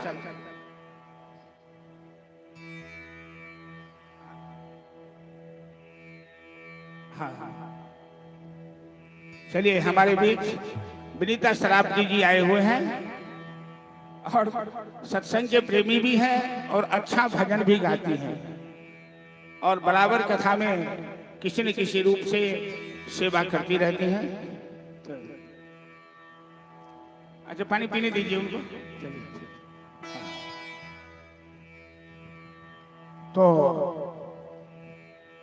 जहां से बुद्धि समाप्त हो जाती है वहां से भगवान की लीला प्रारंभ होती है।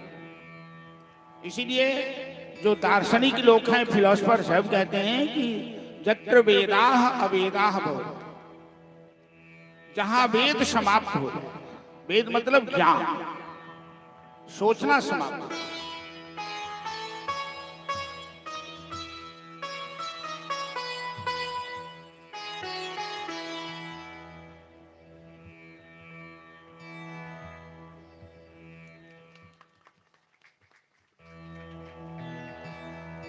अभी इनसे भजन भी सुनवाते हैं आप लोगों को। अभी आइए, थोड़ा ठंडाने दीजिए।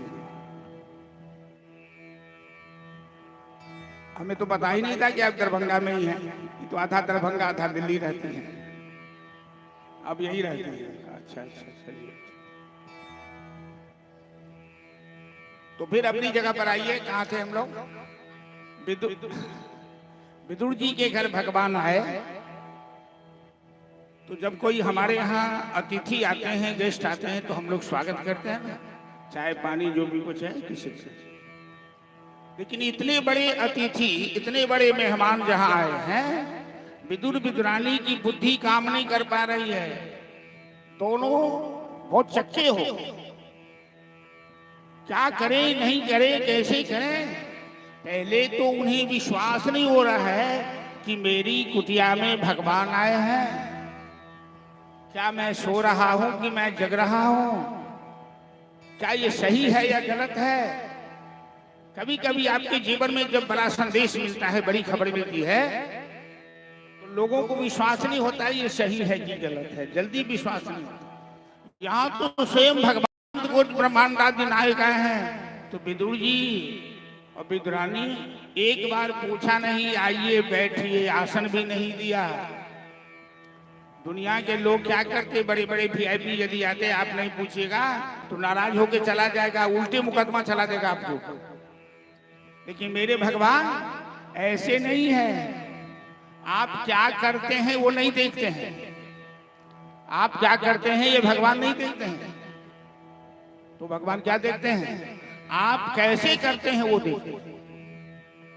भक्ता तुष्यति केवलम न चगुनैर भक्ति प्रियोमादि। भगवान तो केवल भक्ति के भूखे हैं, प्रेम के भूखे हैं, भाव के भूखे हैं। आप उन्हें स्वीट होम की मिठाई देते हैं कि कश्मीरी शॉल देते हैं, ये उनसे उनको मतलब नहीं है। आप अपना दिल उन्हें दे रहे हैं कि नहीं, प्रेम कर रहे हैं कि नहीं, ये देखते हैं। तो विदुर विदुरानी के अंदर इतना प्रेम था कि एक बार आसन भी नहीं दिया, भगवान आसन लेके बैठ गए। भूखे आए थे हस्तिनापुर में, एक गिलास पानी तक नहीं लिए थे। दुर्योधन के 56 व्यंजन को ठुकरा के आए थे। तो विदुर जी ने शाक बनाया हुआ था और स्वयं शाक परोस करके भगवान भोग लगाने लगे। क्यों? सुखदेव जी राजा परीक्षित से कहते हैं, महाराज कि भक्त्या तुष्यति केवलम न च गुणैर भक्ति प्रियो माधवः। भगवान केवल भाव के भूखे, प्रेम के वश में है। तो चलिए हम लोग यहाँ एक भजन, विदुर जी वाला भजन ध्यान पर है क्या? हाँ, तो चलिए बिलका जी से हम लोग इस प्रसंग में एक भजन। हाँ हाँ हाँ, हाँ।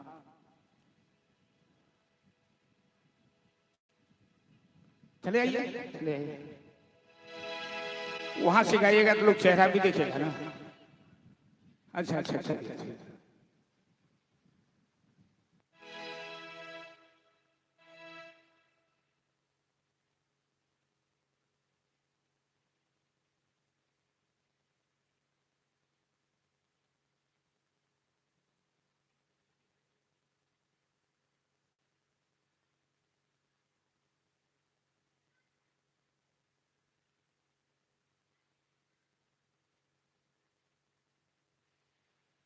Hello hello hello, Radhe Radhe Radhe Radhe Radhe Radhe.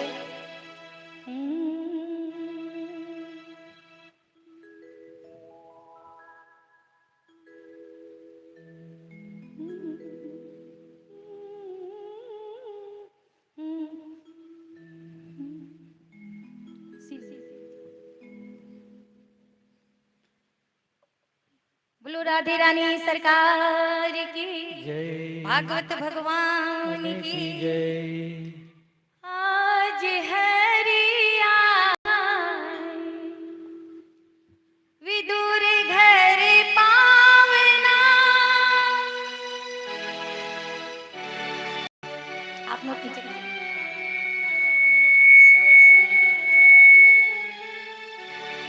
आज हरिया विदुर घर पावना, विदुर घर पावना, हमारे घर आवना। आज हरिया विदुर घर पावना, आज हरिया विदुर घर पावना।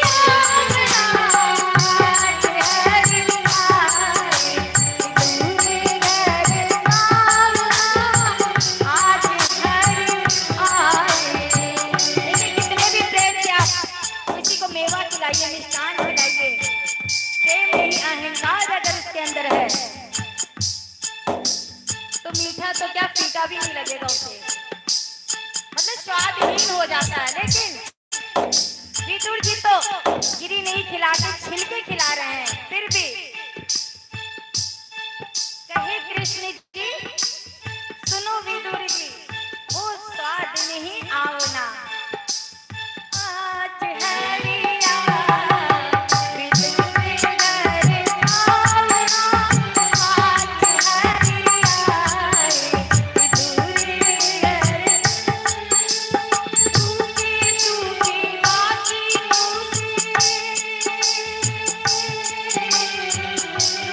सूखी बासी पूसे, हमको विदुर प्रेम के भूखे, हमको विदुर प्रेम के भूखे।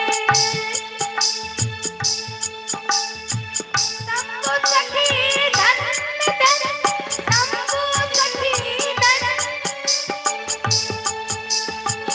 शंभु सखी धन धन, वो मान बढ़ावेला। देखिए, जब प्रेम की बात आती है, शंभु सखी धन्य विदुरानी, वो मान है बढ़ावना।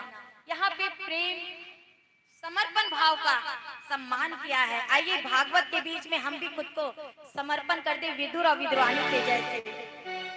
शंभु सखी धन्य विदुरानी,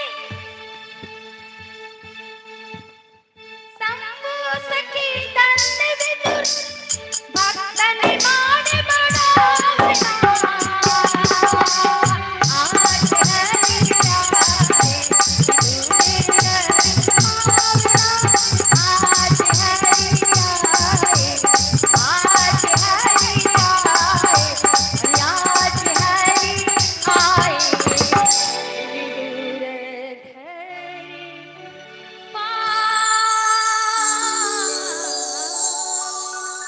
जय जय श्री राम।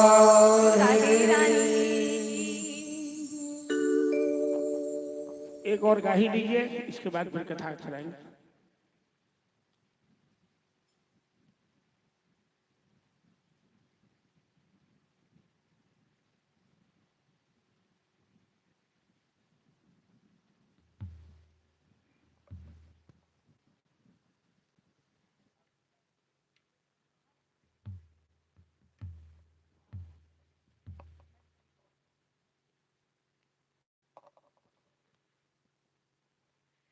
आइए, कथा में जब बैठते हैं तो बहुत सी व्याधाएं मन में लेके हम आते हैं।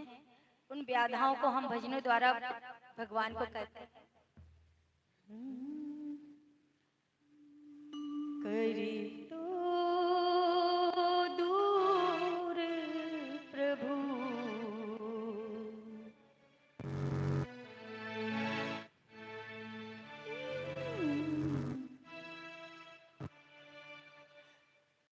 तो दूर प्रभु, मेरे मन में अंधेरा है। जब से तेरी लगन लगी, हुआ मन में सवेरा है।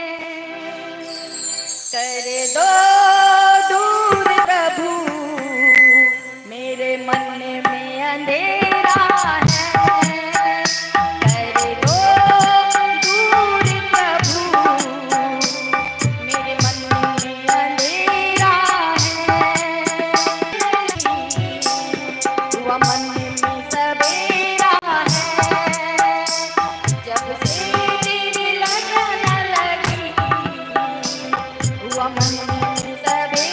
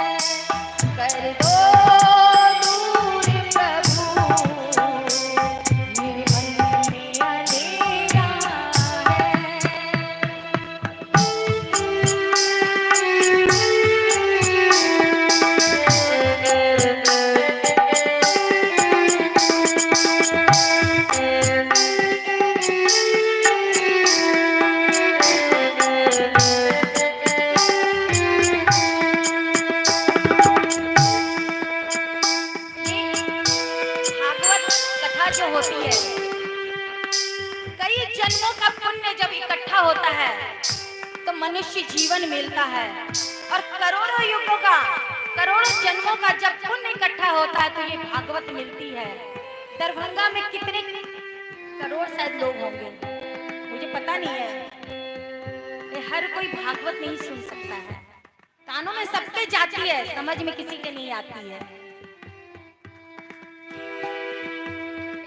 इनको जब यहाँ हम बैठते हैं ना तो दुनिया से मन हटा लो तो देखो प्रभु तो हमारे पास है, हमें दिखते नहीं है क्योंकि हम काला चश्मा लगाए हुए माया का, और हमें हर पल एहसास होता है कि भगवान हमारे साथ हैं, क्योंकि हम विश्वास नहीं करते हैं, हम प्रूफ, प्रमाण खोजते हैं। अरे खुद को देखो ना, खुद ही तो हम प्रमाण है।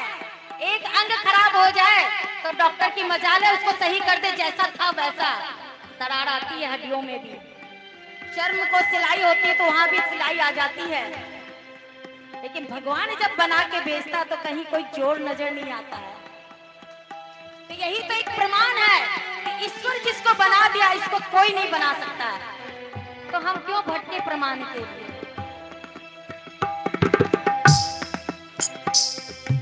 सीधी सी एक बात है, हम किसी भी फल को क्यों ले, अनार ले ले, कितने दाने हैं उसके अंदर, कूद कूद के भरे हुए हैं। भगवान ने बनाया उसको, बड़ा सिंपल लगता है, अनार है, लाते फोड़ते बिखेर देते हैं। क्या उसे समेट के वापस वैसा ही बना सकते हो? नहीं।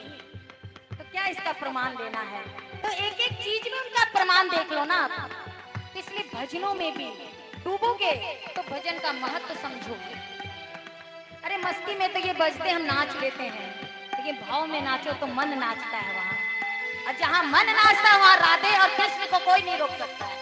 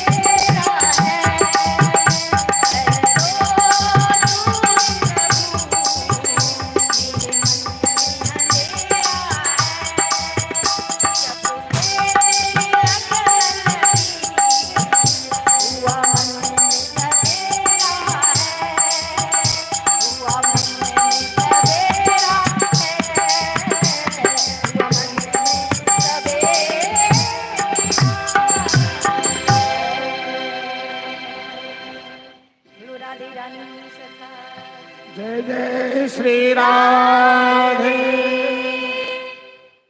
चलिए, बहुत सुंदर दो भजन हम लोग विदुर जी के प्रसंग। भगवान विदुर जी के घर आकर शाक का भोग लगाए। दूसरे पुराण में प्रमाण है, भागवत में तो नहीं है। भागवत में है तो विदुर के घर शाक का भोग लगाए।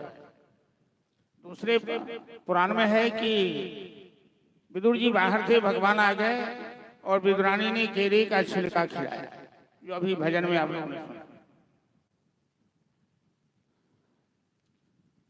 और विदुर जी आए तो विदुरानी पर कहने लगे, तू पगड़ी क्या कर रही है? क्योंकि विदुरानी विदुर की धर्म पत्नी सुलभा भगवान श्याम सुंदर के आगमन से इतनी भाव विह्वला हो गई। पहले ही मैंने बताया कि उनकी बुद्धि काम नहीं कर पा रही, और परमात्मा का वहीं से शुरुआत होता है जहां बुद्धि थक जाए, जहां बुद्धि काम ना कर पाए। तो बुद्धि निर्णय करती कि केला हाथ में गुद्दा देना है कि छिलका देना है। आंखें मूंद करके छिलका भगवान के हाथ में, गुद्दा बाहर दे रही थी। विदुर जी आ गए। विदुर जी कहते रहे, तेरी बुद्धि बाबरी हो गई है क्या? जो हाथ में देना चाहिए वो बाहर फेंक रही है, जो बाहर फेंकना चाहिए हाथ में दे रही है, क्या कर रही है? तो भगवान ने कहा, विदुर जी ये आपने क्या कर दिया? जो स्वाद हमें केले के छिलका में मिल रहा था वो केले की गुदा में नहीं मिल रहा। कहने का अर्थ है कि भगवान स्वाद नहीं देखते, भगवान तो भाव देखते। वो भाव देखते। सबरी के जूठे पैर में जो उन्हें स्वाद मिला, विदुर जी की साग में जो स्वाद मिला, त्रिवट के चरण धोने में जो स्वाद मिला, गिद्धराज जटाई को जो गले लगाने में स्वाद मिला, वो बड़े बड़े राजे महाराजे तरसते रह गए, तड़पते रह गए। भगवान ने कभी किसी की ओर मुड़ के देखा नहीं। विदुर जी चले गए तीर्थ यात्रा में। भगवान ने विदुर जी का जीवन धन्य किया। सुखदेव जी राजा परीक्षित से कथा सुनाते हुए, ब्रह्मांड की विदुर जी संत विदुर के चरित्र जब परीक्षित ने सुना, अब तक तो कथा में परीक्षित का ध्यान आकर्षित नहीं हो पा रहा था, लेकिन जब संत का चरित्र सुना और संत के चरित्र के माध्यम से ये जानकारी मिली कि भगवान विदुर के घर बिना निमंत्रण के आया, भगवान ने शाक का भोग लगाया, विदुर जी ने भगवान का स्वागत भी नहीं किया, न चरण धोया, न कुछ आसन दिया बैठने के लिए, फिर भी भगवान बड़े प्रेम से भोग लगा। भगवान से दुनिया के लोग क्यों प्रेम करते हैं? या संत महात्मा जो प्रेम करने की शिक्षा देते हैं, प्रेरणा देते हैं, क्या आधार है? भगवान बड़े हैं इसलिए नहीं, बड़े हैं, सर्वशक्तिमान है, सर्वगुण संपन्न है, लेकिन इन सारी बातों के साथ साथ भगवान बड़े दयालु हैं, बड़े कृपालु हैं, बड़े भक्तवत्सल हैं, बड़े सहज स्वभाव हैं। बार बार मथुरा द्वारिका में कृष्ण चर्चा करते हैं कि वृंदावन में जो आनंद हमें आ रहा था, ये द्वारिका में, ये मथुरा में नहीं आ रहा। वृंदावन में ग्वाला थे, चरवाहे थे, ग्वाल बालों के साथ गुल्ली डंडा खेलते थे। ये ग्वाल बाल कभी उनके कंधे पे बैठ जाता, कभी उनकी काने पकड़ लेता। इतना सहज थे भगवान, ग्वाल बालों ने इनको इतना सहज बना दिया। लेकिन मथुरा में जाकर भगवान जदवंशियों के राजा बन गए, द्वारिका में महाराजा बन गए। अब तो उनसे कोई मिलने भी नहीं जाता, राजा महाराजा के पास ज्यादा कौन जाएगा, बड़े बड़े लोग जाएंगे। भगवान कहते हैं हमें बड़ा बनने में आनंद नहीं आता है। बड़े बड़े इतने हैं कि रोम रोम में अनेक ब्रह्मांड लटक रहा है। आंख मूंदते हैं तो प्रलय होता है, और आंख खोलते हैं तो सृष्टि बन जाती है। इतने बड़े हैं, लेकिन अनु अनियाल महतो मही, बड़े हैं तो सबसे बड़े, और छोटे हैं तो सबसे छोटे बन जाते हैं। यही भगवान की विशेषता है। इसीलिए भगवान भक्तवत्सल हैं, करुणा निधान है, जिनका न कोई संगी साथी, ईश्वर है रखवाला। जो निर्धन है, जो निर्बल है, वो है प्रभु का प्यारा। ये भगवान की विशेषता। तो विदुर जी के घर उन्होंने देखा नहीं, ऊंच नहीं देखा, नीच नहीं देखा, भाव नहीं देखा, स्टैंडर्ड नहीं देखा, केवल प्रेम देखा। ये भगवान। अब सुखदेव जी ब्रह्मांड, तो ये भगवान ऐसे सरल है, भगवान ऐसे महान है, भगवान ऐसे अपने भक्तों पर कृपा करते हैं, चिंता करने की बात नहीं। तुम कभी मत सोचो, एक घटना है राम कथा का, कि भगवान राम एक बार जानकी मैया का श्रृंगार कर रहे थे पंचवटी। उनके माथे में बाल में गजरा लगा रहे थे। उसी समय इंद्र का पुत्र जयंत आया और राम की परीक्षा लेना चाहा। तो सीता के चरण में चोंच मारा, घायल हो गया, पांव रक्त बहने लगा। भगवान समझ गए कि इंद्र का पुत्र है, शैतानी किया है। एक तिनका ले लिया, उसको मंत्र से अभिमंत्रित किया, उसके पीछे छोड़ दिया। वो तिनका ब्रह्मास्त्र बन गया। इंद्र पुत्र के पीछे पड़ गया। वो कहाँ गया? अपने पिता के पास, स्वर्ग गया, ब्रह्मा के पास गया। सबने कहा भगो भगो भगो, तुम राम से द्रोह लिए हो, तुम राम का द्रोही है, मैं तुम्हारी सुरक्षा नहीं कर सकता। अब इंद्र पुत्र जयंत के प्राण संकट में पड़ गए। तो संयोग से देवर्षि नारद की नजर पड़ी। नारद देखा विकल जयंता, लाग दया कोमल चित संता। नारद जी को दया आ गई कि इंद्र पुत्र का प्राण संकट में है, ये मरने वाला है। तो तुरंत नारद जी उसके पास गए। रे क्या हुआ? नारद जी के चरण में गिर पड़ा, रक्षा कीजिए, ये राम का बाण मेरा प्राण ले लेगा। तो नारद जी पूछते हैं कि तुमने अपराध क्यों किया? इंद्रपुत्र से नारद जी पूछते हैं जयंत से कि तुमने क्यों सीता के चरण में चोंच मारा? तो जयंत कहता है कि मैं राम की सामर्थ्य परीक्षा लेना चाहता था कि राम में कितनी सामर्थ्य है। तो नारद जी कहते हैं अब तुम राम की शरण में ही चला जा, राम के अलावा तुम्हें कोई नहीं बचा सकता, कि इतनी सामर्थ्य किसी में नहीं है। तो जयंत कहता है मैं कौन सा मुंह लेके राम जी के पास जाऊं? तो नारद जी कहते हैं मूर्ख, अब कहना राम जी तुमसे पूछेंगे कि तुम पहले क्या सोचकर अपराध किया, तो तुम कहना कि मैं आपकी सामर्थ्य देखना चाहता था। राम पूछेंगे कि अब क्या करने आए हो? जब सामर्थ्य देखा तो तीनों लोक में तुम्हारी रक्षा करने वाला कोई नहीं मिला, अब क्या करने आए हो?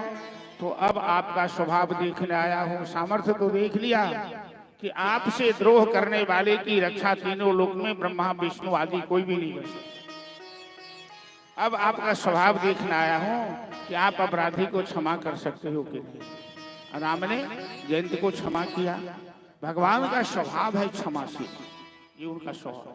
तो परीक्षित ने जब सुना कि भगवान के ऐसे स्वभाव हैं, तो परीक्षित के मन में पूरा विश्वास हो गया कि अब मेरा उद्धार निश्चित है, अब हमें चिंता करने की जरूरत नहीं है।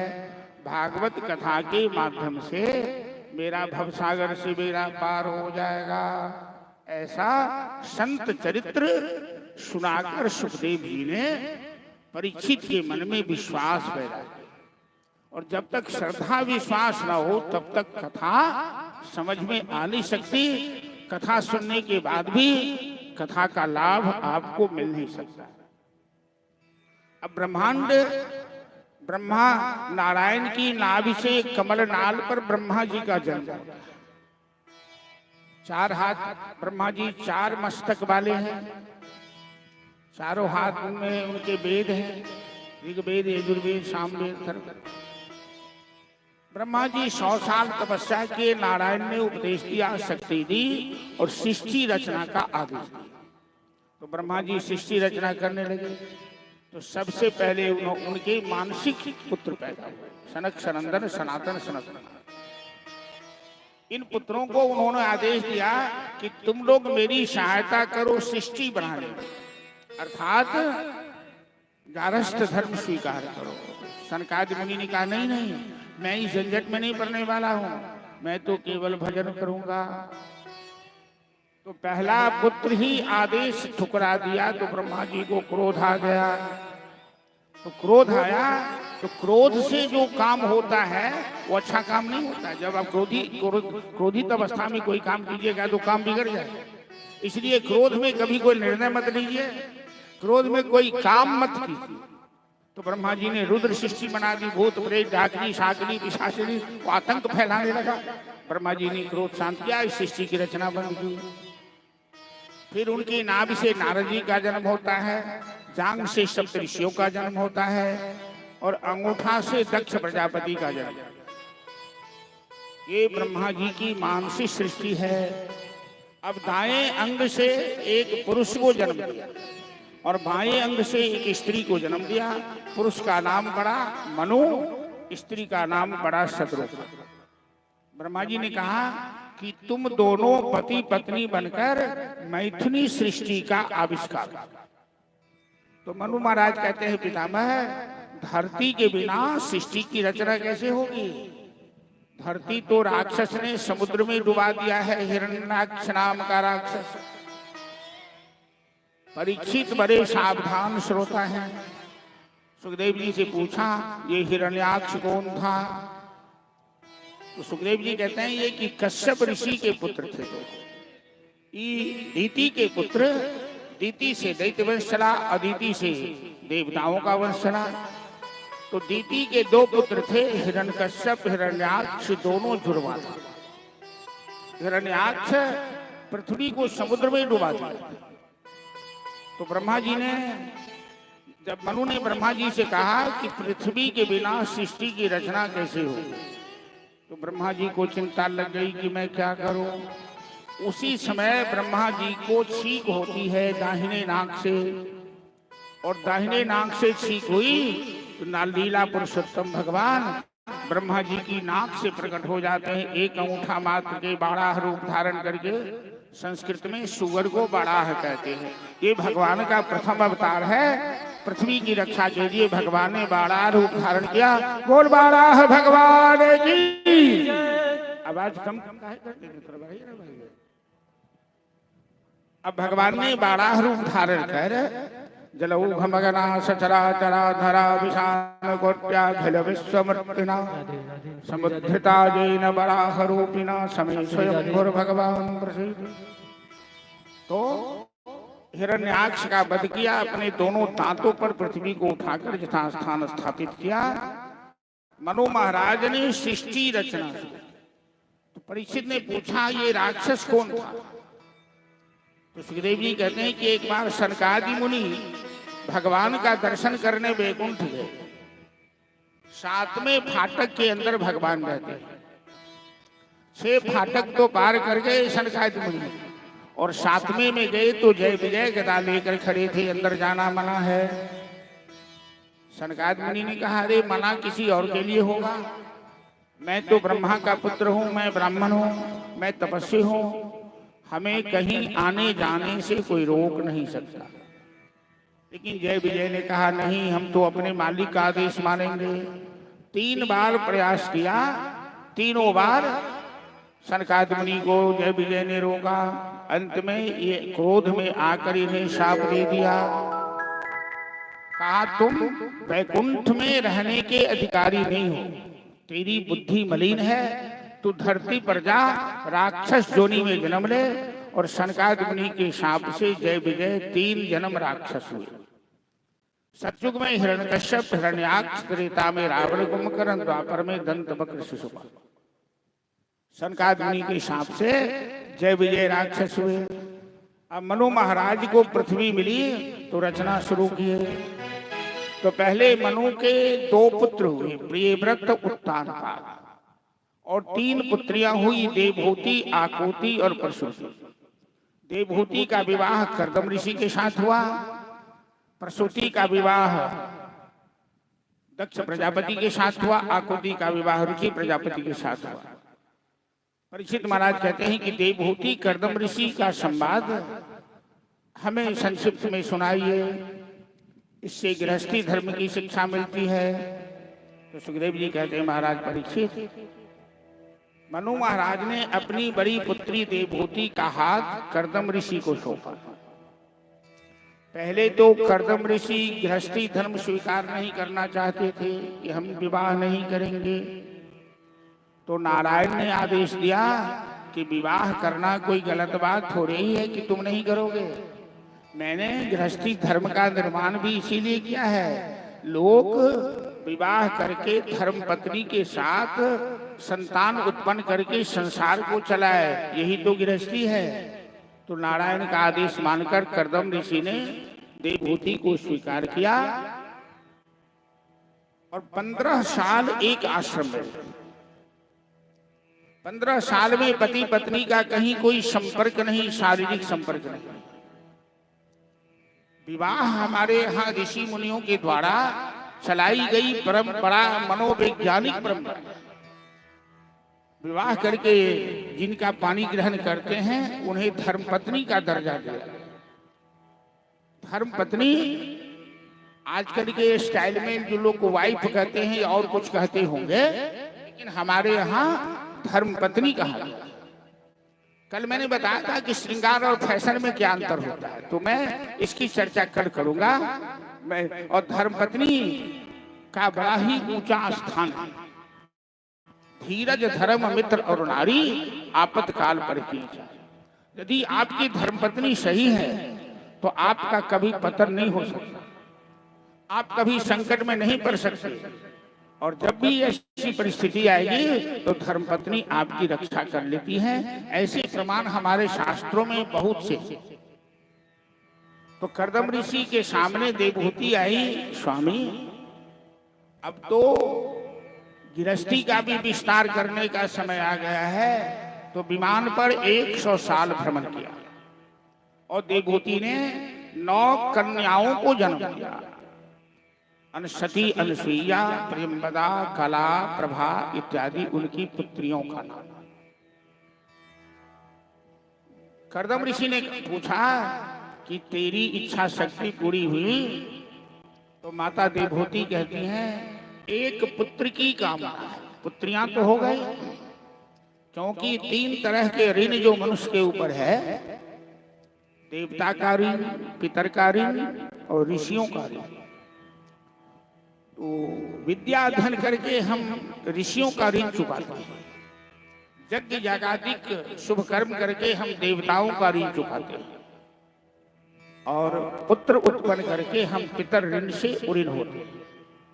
तो माता देवहूति कहती है कि पितर ऋण तो बाकी है ना, एक पुत्र चाहिए। पुत्र चाहिए, बेटा नहीं चाहिए, पुत्र चाहिए। पुत्र में बेटा में अंतर है। पुन्नाम लड़का त्रायते इति पुत्र है।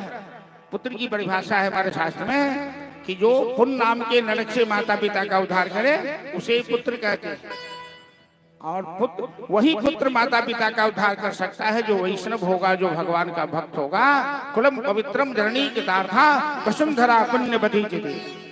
यदि एक वैष्णव पुत्र खानदान में जन्म लेता है तो धरती पवित्र हो जाती है, खानदान पवित्र हो जाता है, वंश का उद्धार हो जाता है। तो कर्दम ऋषि कहते हैं कि तुम्हें पुत्र चाहिए ना, तो पुत्र प्राप्ति के लिए जैसे तैसे संतान उत्पन्न नहीं कर सकती हो, तपस्या करो, साधना करो, पहले खुद को योग्य बनाओ, तब जो पुत्र होगा वो संस्कारी होगा। तो दोनों मिलकर तपस्या करते हैं, देवहूति और कर्दम ऋषि। नारायण ने दर्शन दिया, कहा ब्रह्मद्रोही वरदान मांगो। तो कर्दम ऋषि ने नारायण का दर्शन किया तो लालच बढ़ गई, सरकार आप जैसा पुत्र हो जाता तो हमें बहुत अच्छा लगता।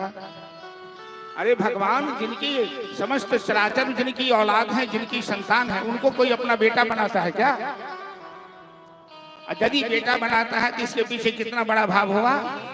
नंद बाबा कन्हैया को बेटा बना लिए, वसुदेव देवकी कन्हैया को बेटा बना लिए, दशरथ जी राम जी को बेटा बना लिए। जो जगत के पिता हैं वो उनके पुत्र बन जाते हैं। ऐसी भावना गृहस्थी में रखिए कि मेरा पुत्र भी कन्हैया जैसा हो, राम लला जैसा हो।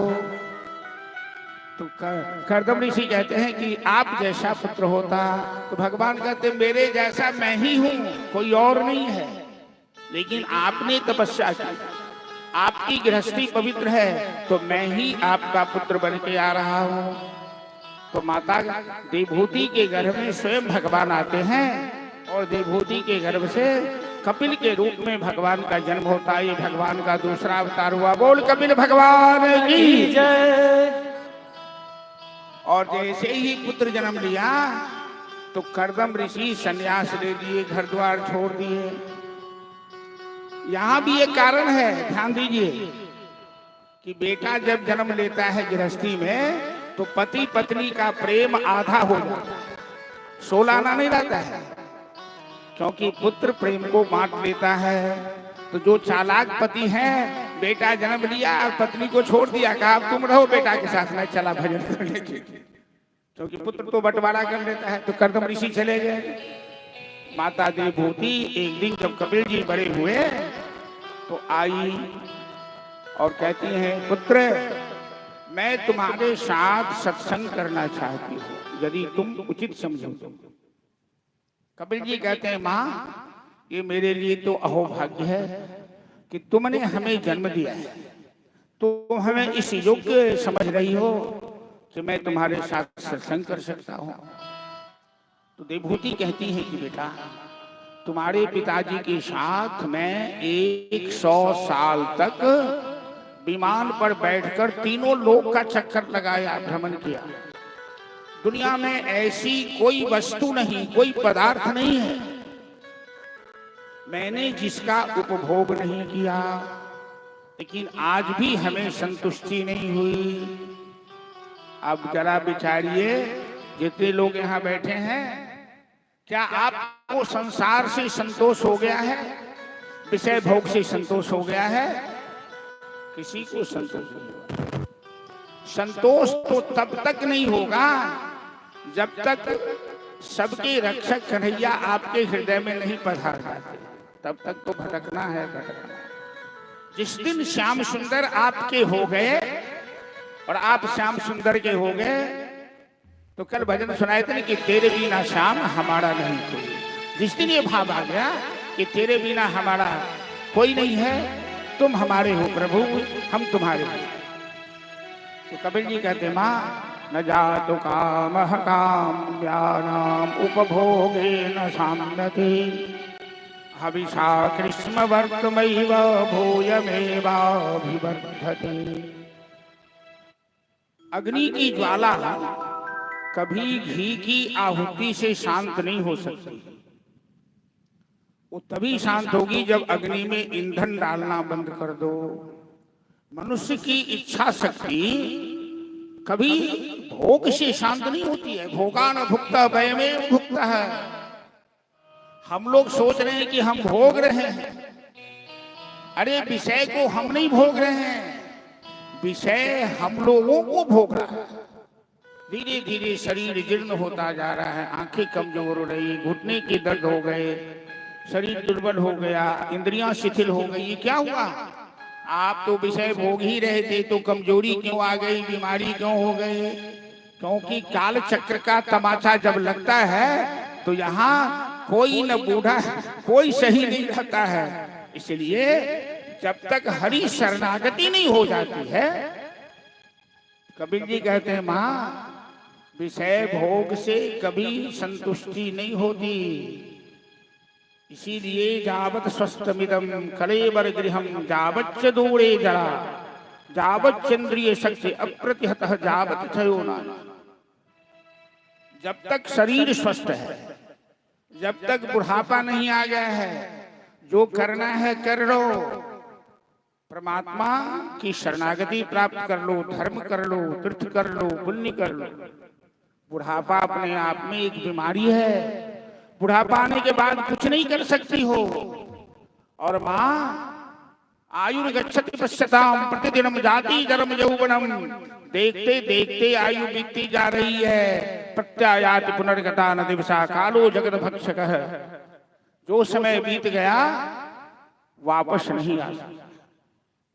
अब जरा सोचिए कि आपने 40 साल, 50 साल, 60 साल, 25 साल कैसे बिताया? 20 साल, 15 साल, जिनकी जो उम्र हो, क्या एक दिन में बीता है? अरे एक साल में 12 महीना बीते, एक महीना में 30 दिन बीते, एक दिन में 24 घंटे बीते, एक घंटे में 60 मिनट बीते और एक मिनट में 60 सेकंड बीते। ऐसे ऐसे आपकी उम्र बीतती चली गई। इसलिए कबीर जी कहते मैं तस्मान माम शरणागतम शरणद तुम रक्ष रक्षा। इसलिए माँ जितना जल्द हो सके तो भगवान की शरणागति प्राप्त कर लो। जरा विचारिए, भगवान को पाने के लिए अयोध्या जाना जरूरी है क्या? वृंदावन जाना जरूरी है क्या? कहाँ जाना है? अरे भगवान तो हर जगह है, वो तो हर जगह है। राम नाम के हीरे मोती बिखरे हुए हैं। लूटने वाला चाहिए, राम नाम की लूट है, लूट सके सो लूट। तो कलयुग में भी भजन आपने सुना था, अमृत है हरि नाम जगत में।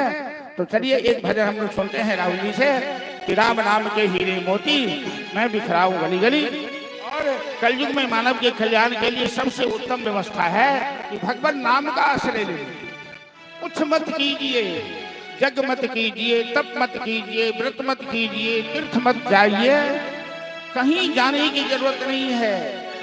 जो जहां है, जिस देश में, जिस भेष में, जिस हाल में, जिस काल में, जिस चाल में, राधा रमन राधा रमन राधा रमन कहो।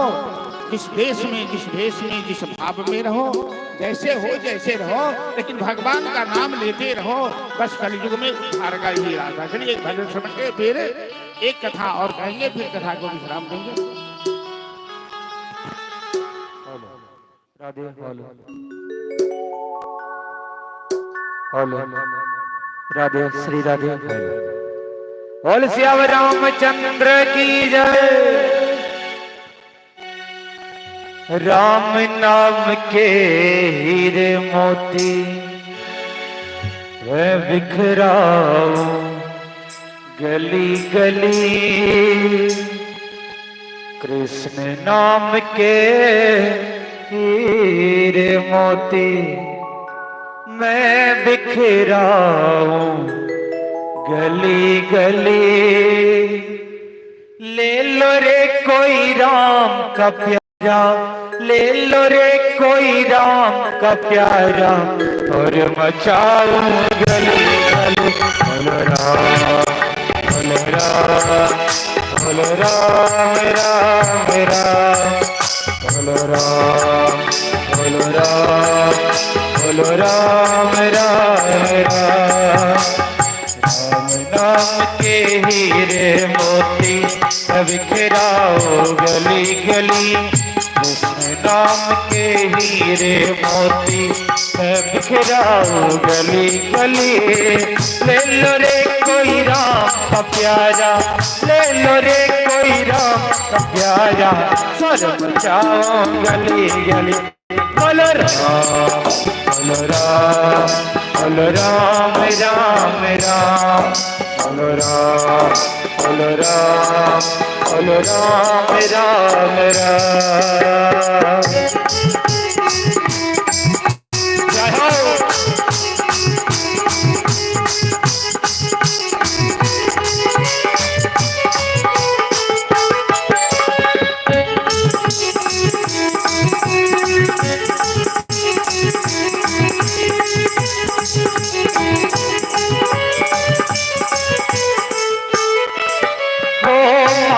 के दीवानों सुन लो, एक दिन ऐसा आएगा। माया के दीवानों सुन लो, एक दिन ऐसा आएगा। धन दौलत और माल खजाना यहीं पड़ा रह जाएगा। धन दौलत और माल खजाना यहीं पड़ा रह जाएगा। क्या कहते हैं गीतकार यहाँ पे कह रहे हैं कि जिस धन दौलत पर हम लोग इतना घमंड करते हैं, इतना गुमान करते हैं, जब अंत समय आता है तो मनुष्य अकेला ही जाता है, परमात्मा के पास कुछ लेके नहीं जाता है। मनुष्य के साथ न धन जाता है, न तन जाता है, न रूप जाता है और न काया जाता है। इसलिए मनुष्य को क्या चाहिए कि अपने जीवन में हमेशा प्रभु का भजन करते रहना चाहिए और परमात्मा में हमेशा विश्वास रखना चाहिए।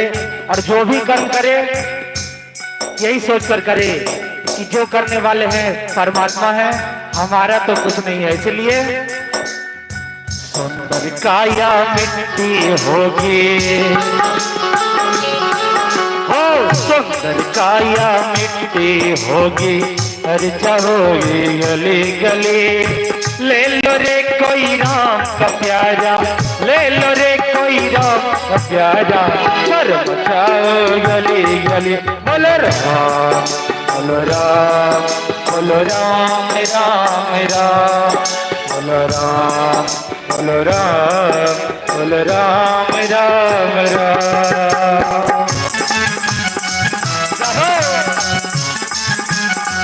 ताली हो जाता है।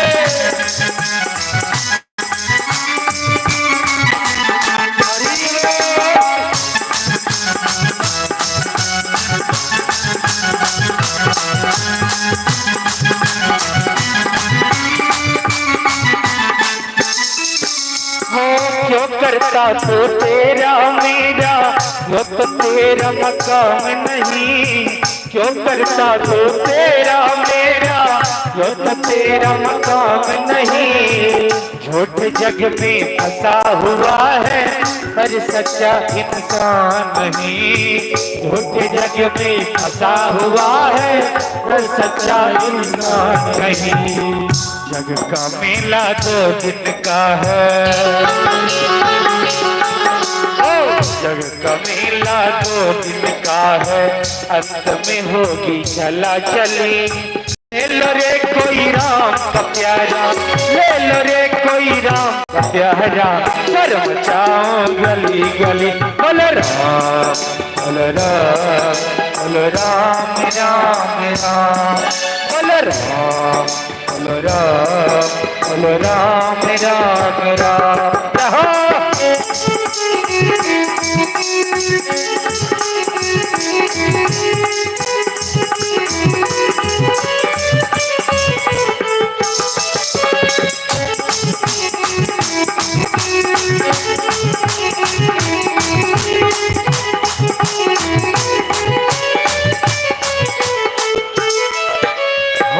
जिन जिन ने ये मोती लौटे, वो तो माला माल हुए। जिन जिन ने ये मोती लौटे, वो तो माला माल हुए। धन दौलत के बने पुजारी, आखिर में कंगाल हुए। धन दौलत के बने पुजारी, आखिर में कंगाल हुए। चांदी सोने वालों सुन लो, चांदी सोने वालों सुन लो, बात सुनाओ खरी खरी। ले लो रे कोई राम का प्यारा, ले लो रे कोई राम का प्यारा, और शोर मचाओ गली गली। और आप लोग दोनों हाथ और ऊपर उठा के प्रेम से ताली बजाएंगे, तो तभी राम नाम का शोर पूरे दुनिया में, पूरे ब्रह्मांड में गूंजेगा। इसीलिए प्रेम से भगवान के दरबार में बैठे हैं, संकोच नहीं करिए। भगवान 2 हाथ दिए हुए हैं, जिनको दोनों दो हाथ दिए हुए हैं, दोनों हाथ ऊपर उठाकर प्रेम से ताली बजाएंगे। ले लो रे कोई राम का प्यारा, ले लो रे कोई राम का प्यारा, कर मचाओ गली गली। बोलो राम बोलो राम बोलो राम राम राम, बोलो राम बोलो राम बोलो राम राम राम, बोलो राम बोलो राम बोलो राम राम राम, बोलो राम बोलो राम बोलो राम राम राम, बोलो राम बोलो राम बोलो राम राम राम। राम नाम के हीरे मोती बिखराओ गली गली। राम नाम के हीरे मोती बिखराओ गली गली। ले लो रे कोई राम का प्यारा, ले लो रे कोई राम का प्यारा, और बचाओ गली गली। बोलो राम बोलो राम राम राम, बोलो राम बोलो राम बोलो राम राम राम, बोलो राम बोलो राम बोलो राम राम राम। राम राम राम। बोल श्याम रामचंद्र भगवान की जय। जिन जिन ने ये मोती लूटे वो तो माला माल हुआ। कौन से मोती? दुनिया के पत्थर वाले मोती कि राम नाम रूपी मोती? राम नाम के मोती। हाँ, सही पकड़ा तूने। वो सीरियल में कहता है कि सही पकड़ा तूने। तो राम नाम रूपी मोती जिनने छूना वो तो माला माल हुआ, क्योंकि मरने के बाद भी वो साथ गया। और ये पत्थर वाले हीरे मोती चुनने वाले अंत में खाली हाथ गया, वो कंगाल बन के गया। दुनिया में आने जाने का एक ही नियम है, मुट्ठी बांध के आता है लोग और हाथ फैला के जाता है। मुट्ठी बांध के आता है कि माया में फंस रहा है, हाथ फैला के जाता है कि कुछ भी नहीं लेके जा रहा है। यही सब है। कपिल जी के उपदेश से माता विभूति के मन में वैराग्य आया और उन्होंने तपस्या करके हरिद्वार में अपने जीवन का कल्याण किया। और मनु महाराज की सबसे छोटी पुत्री का विवाह दक्ष प्रजापति से। तो आकृति का विवाह दक्ष प्रजापति से हुआ, जिनकी 60 कन्याएं थी। सबसे छोटी कन्या जगदम्बिका भवानी माता सती, जिनका विवाह महादेव के साथ ब्रह्मा जी ने करवाया। परीक्षित ने पूछा कि माता सती ने पिता के घर आत्मदाह क्यों किया? कल मैं संक्षिप्त में चर्चा कर चुका हूं कि सती ने अगस्त ऋषि के आश्रम में सत्संग का अनादर किया, जो राम की महिमा नहीं समझ पाएगा। और जो राम की महिमा नहीं समझेगा वो राम के ऊपर संदेह करेगा, और जो भगवान के ऊपर संदेह करेगा उसका विनाश निश्चित है। तो सती ने सीता का वेश बनाकर राम की परीक्षा ली, महादेव ने सती का त्याग कर दिया। एक कारण ये है। दूसरा कारण देवी भागवत में प्रमाण है। एक बार दुर्वासा जी ने दक्ष प्रजापति को रुद्राक्ष की माला दी, सिद्ध माला। माला तो सभी माला होती हैं जिनमें भगवती का वास होता है, लेकिन जिस माला पर लाखों करोड़ों मंत्र का जाप हो जाए वो सिद्ध माला होती है। तो दुर्वासा जी ने दक्ष प्रजापति को सिद्ध माला दी, लेकिन प्रजापति उस माला का सम्मान नहीं कर पाए।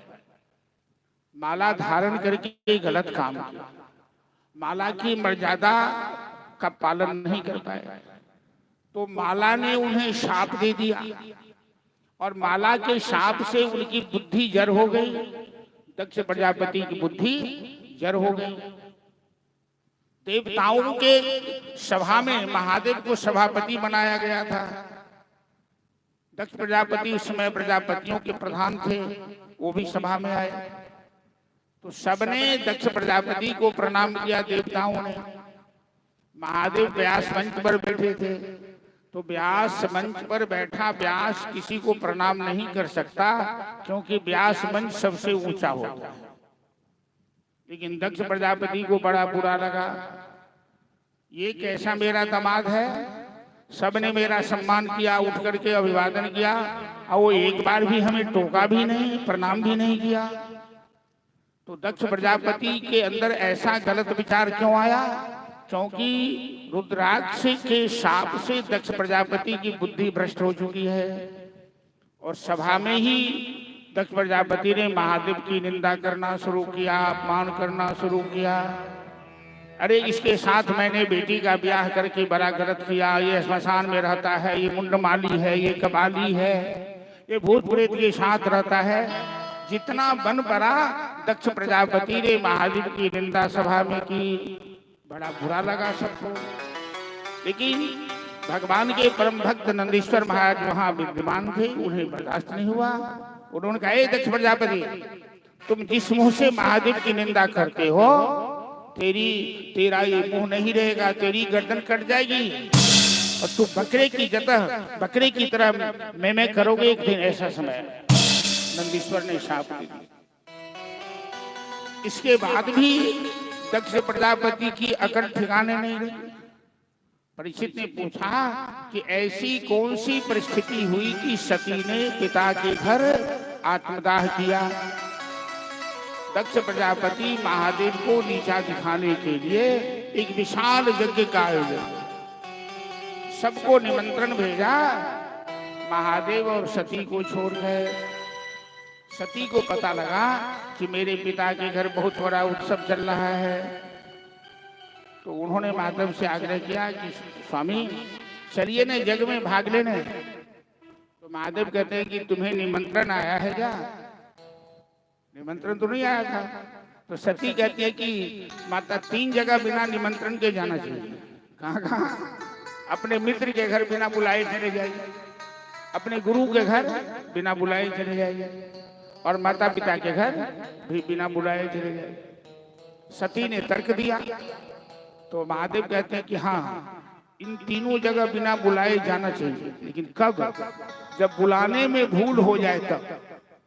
जैसे आपके यहाँ कोई फंक्शन होने वाला है, आपने लिस्ट बनाया, तो लिस्ट में हो सकता है कि किसी का नाम छूट गया हो धोखे से, तो वो यदि ज्ञानी आदमी है तो सोचेगा कि नहीं, जानबूझ के हमें नहीं छाटा है, वो धोखे से छूट गया तो बिना बुलाए चलाएगा। और जहाँ जानबूझकर लिस्ट से नाम काटा जाए ऐसी जगह पर नहीं जाना चाहिए। तो दक्ष प्रजापति ने जानबूझ करके निमंत्रण नहीं दिया है, वहां जाओगी तो कल्याण नहीं होगा। फिर भी सती ने कहा मैं तो जाऊंगी। महादेव ने कहा जाओ, लेकिन एक बात कान खोल कर सुन लो, तेरे पिता बड़े अहंकारी हैं। सभा में तो मैं कुछ नहीं कहा क्योंकि मैं व्यास मंच पर बैठा था, लेकिन बता देता हूं कि तू यदि मैके गई तो लौट के नहीं आ सकती हो फिर वहां से। इसलिए तेरा जो भी सामान है सब साथ में लेके जा, बुढ़िया बिस्तर। पत्नी यदि सब सामान ले जाए और पत्नी मर गई तो सामान देख करके याद आएगी पत्नी की ना, तो नहीं घर में रहने बांस ने बजे बंसी, हम अपना राम राम करते रहे। सती समझ नहीं पाई, चली गई। नंदीश्वर आदि साथ गए यज्ञशाला। जब ही वहां पहुंचे कि सारी बहन मजाक उड़ाने लगी। आपकी जैसी बहन सबकी नहीं होती हैं, सब मजाक उड़ाने लगी। देखो ना कैसी निर्लज्ज है, पिताजी ने निमंत्रण भी नहीं भेजा फिर भी आ गई है, सब व्यंग करने लगी। 59 बहन है ना, 60 बहन में सती सबसे छोटी है, 59 बहन पहले से आई। सती ने इन बातों पर भी ध्यान नहीं दिया। माँ को प्रणाम किया, माँ ने गले से लगाया। यज्ञशाला में गई तो पिताजी को प्रणाम किया, पिताजी तो जग पर बैठे थे दक्ष प्रजापति, लेकिन पिताजी को प्रणाम किया तो दक्ष प्रजापति ने मुंह घुमा लिया, आशीर्वाद भी नहीं दिया। फिर भी सती को कोई खास बात नहीं, चलो भाई नहीं आशीर्वाद दिए तो पिता हैं। जब यज्ञशाला में घूमने गई और सभी देवताओं का मंडल, आपने पूछा था जजमान जी की ये वेदी क्या होती है, वेदी को मंडल बोलते सवेरे बताए थे। तो यज्ञशाला में सभी देवताओं का मंडल होता है, अर्थात उनका आसन होता है, वो देवता के आसन को मंडल करते हैं। तो जितने देवता का आवाहन किया जाता है सबका यज्ञशाला में किनारे किनारे मंडल बना होता है। तो सभी देवताओं का मंडल था, महादेव के लिए नहीं था। सती ने घूम के देखा, अब सती को बर्दाश्त नहीं हुआ, अपने पिता से पूछती है पिताजी बिना महादेव की पूजा किए क्या कोई यज्ञ संपन्न हो सकता है? दक्ष प्रजापति के अंदर जो गुब्बार भरा हुआ था महादेव के खिलाफ अब उगलना शुरू किया। अरे तुम कौन होती है पूछने वाली, तुमको तो मैंने निमंत्रण भी नहीं दिया था, तुम बिना निमंत्रण के क्यों आ गई? महादेव ने कहा था कि तेरे पिता अहंकारी हैं, तुझे अपमानित करेंगे। अब सामने आई बात, तो तुम क्यों आई? तुम कौन पूछने वाली होती हो? मैं महादेव की पूजा करूं? अरे मैं महादेव से बड़ा हूं। वो श्मशानवासी श्मशानेषु वासः स्मरहर पिशाचा सहचरा, भूत प्रेत जिनके साथी हैं, मैं ऐसे अमंगल वेशधारी की पूजा करूं? सती तो खामोश हो गई। पिता के अंदर अपने पति के खिलाफ में ऐसा जहर भरा हुआ देखकर सती ने, अब सती की अकल ठिकाने लगी कि मैंने पति की बात क्यों नहीं मानी, मैंने राम कथा क्यों नहीं सुनी, मैं पति के मना करने के बाद भी क्यों मैके चले आई। इसलिए कि मैं दक्ष प्रजापति की बेटी हूँ और जो मेरे पिता में अवगुण है वही अवगुण हम में आ गया है। तो ये शरीर महादेव के योग्य नहीं है, अब मैं ये शरीर धारण नहीं करूंगी। अस कही योग अगिन तनुजारा भयो सभा महाहाकार सुनहु सभा सद सकल मुनिंदा कही सुनी जिन शंकर निंदा तेहि गर फल पाऊ सब काहू भली भांत पछताय पिता हो।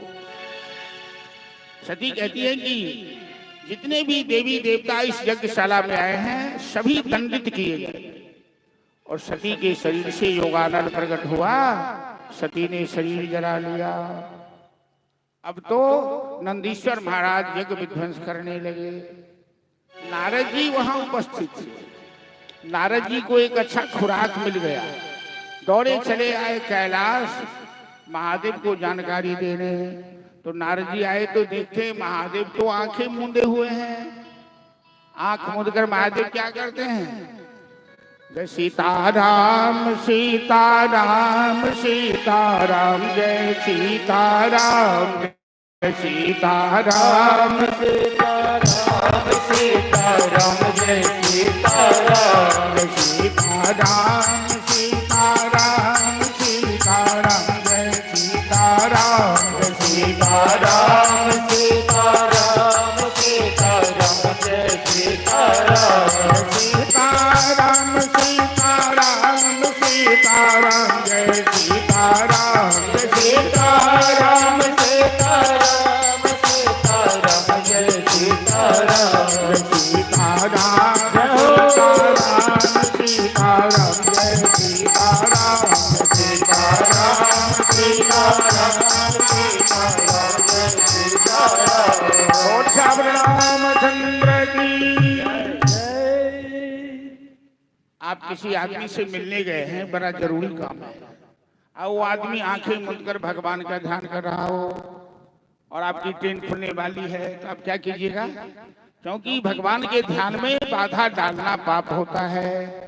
अब बड़ी इमरजेंसी हो तो शास्त्र ने एक नियम बताया है, आप भी जोर जोर से भगवान का नाम चिल्लाइए, उसका ध्यान खुल जाएगा तो पाप नहीं लगेगा। तो नारद जी ने देखा कि महादेव तो आंखें मूंद कर राम नाम जप रहे हैं, तो नारद जी कहते हैं नारायण नारायण नारायण की महादेव का ध्यान खुला। आइए आइए देवर्षि आइए, कहिए। घड़ियाली आंसू बहाने लगे नारद जी। भोलेनाथ गजब हो गया, क्या हुआ? माता सती अब संसार में नहीं रही, शरीर त्याग दिया। महादेव कहते ये तो बड़ा अच्छा समाचार सुनाए हो नारद जी, मैं तो जानता था कि सती जाने वाली है। अब मेरे लिए अच्छा हुआ कि अब केवल भजन करूंगा, पत्नी के साथ रहने में बहुत झंझट होता है, कभी न कभी खटपट हो ही जाता है ना, अब अकेले रहूंगा। नारद जी ने सोचा कि तो काम बिगड़ गया, काम बनाने आया था।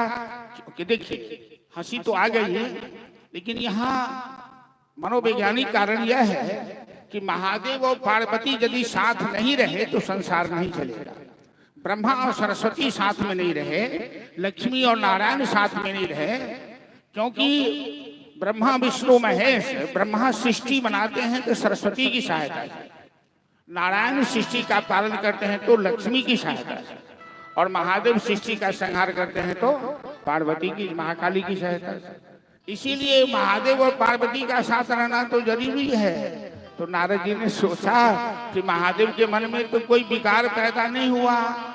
तो नारद जी कहते भोलेनाथ, अरे माता सती की ही बात नहीं है, आपके जितने भी सेवक गए थे ना, दक्ष प्रजापति के समर्थकों ने अच्छी तरह उनका इलाज किया है, पिटाई की है।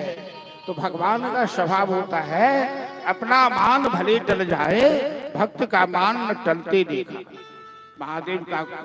महादेव को क्रोध, अब क्रोध आ गया, महादेव अपने क्रोध पर नियंत्रण रख पाए और जटा से बाल खींच के पटका। वीरभद्र महाकाली प्रकट हुए और वीरभद्र महाकाली दक्ष प्रजापति का यज्ञ विध्वंस कर दिया। दक्ष प्रजापति की गर्दन काटकर उसी हवन कुंड में डाल दिया। नंदीश्वर का शाप था वो पूरा हो गया। अब तो हाहाकार मच गया कि दक्ष प्रजापति का यज्ञ अधूरा रहा।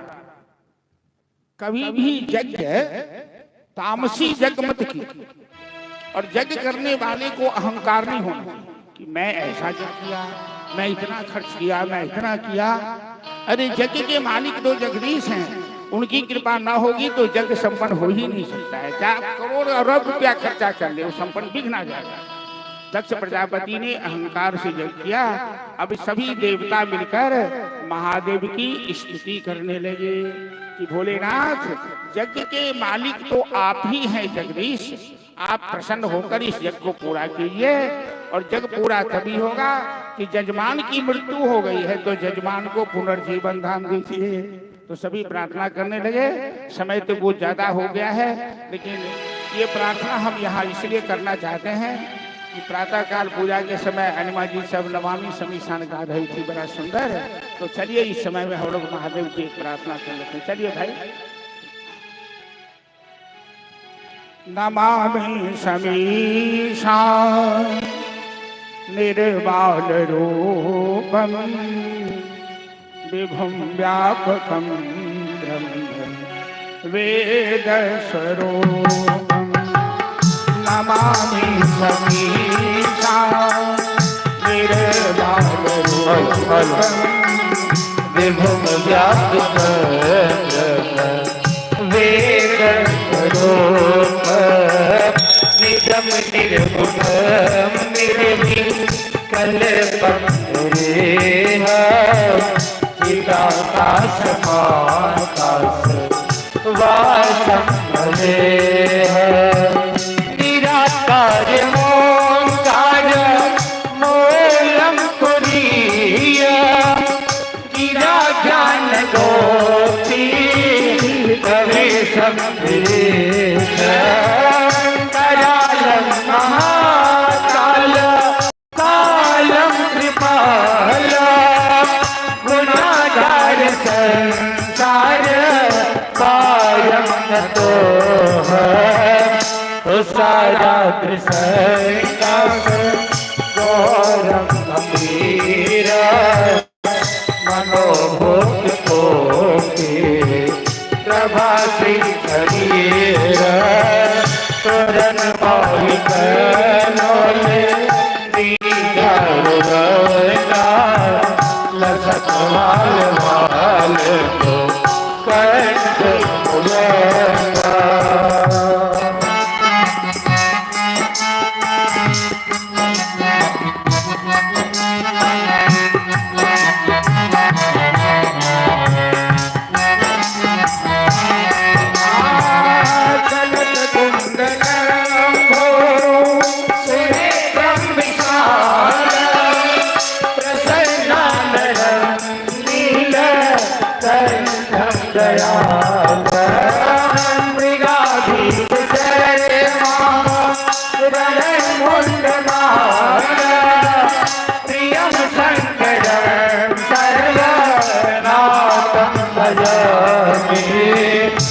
चंदम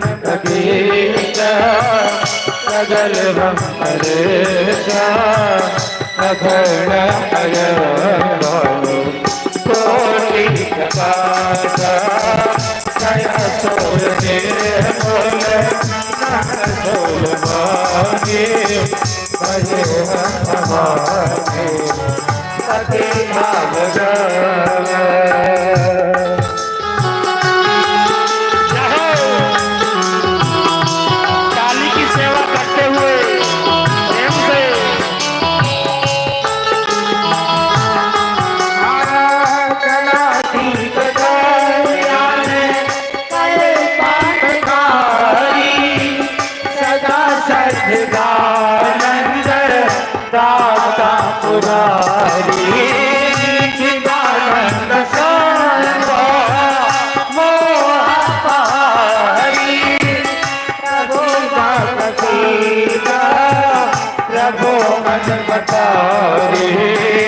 नयावत कुमार भजती लोके हरे वंदना नतावत सुख शांति प्रसीद प्रभो सर्व जाना दियो जब हम नहीं बूझा न तो हम सदा सर्व दासम तो जरा जप दो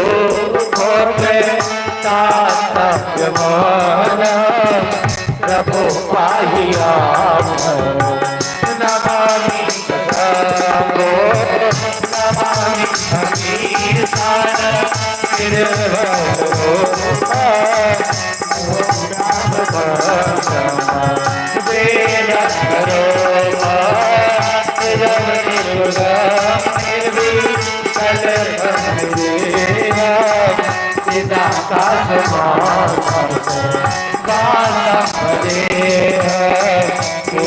का समान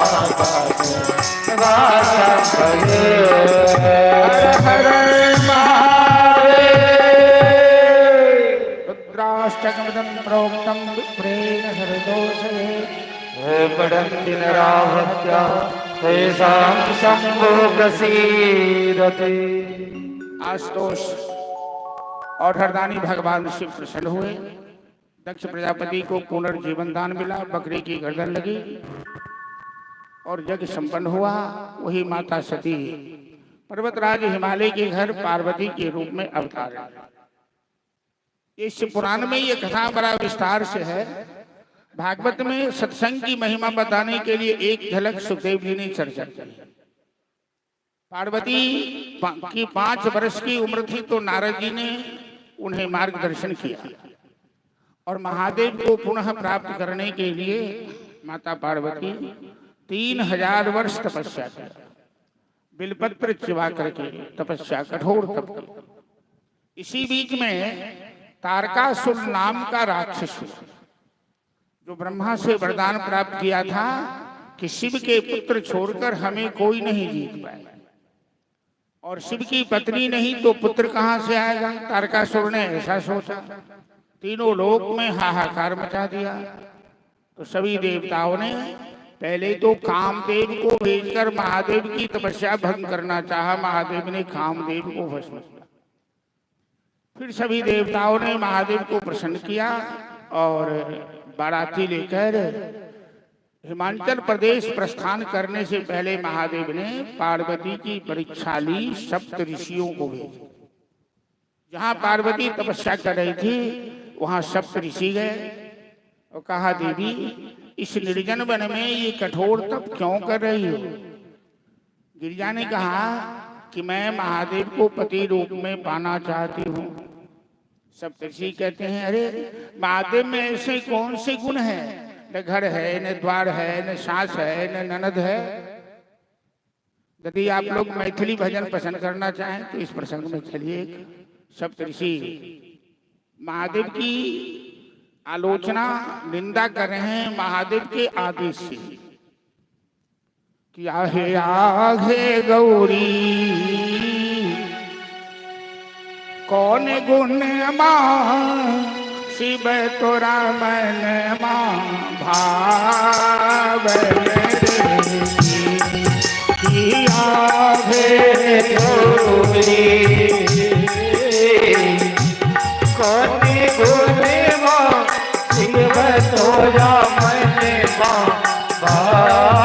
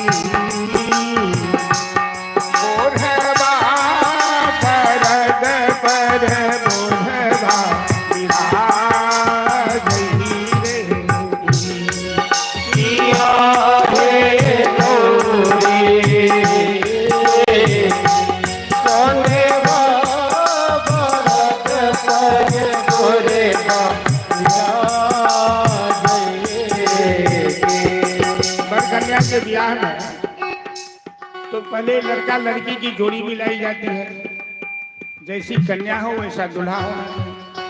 तो मान लीजिए कहीं दूल्हा गड़बड़ है तो परिवार का और पक्ष मजबूत हो, सास हो, ननद हो, घर हो, द्वार हो, जमीन हो, जायदाद हो। भोलेनाथ का तो सब कुछ सरपट है, कुछ नहीं है, न घर है न द्वार है। भोला बाबा अलबत्ते। अब तुम लोग मैथिली नहीं समझती हो, ए मूर्तियां समझती हो?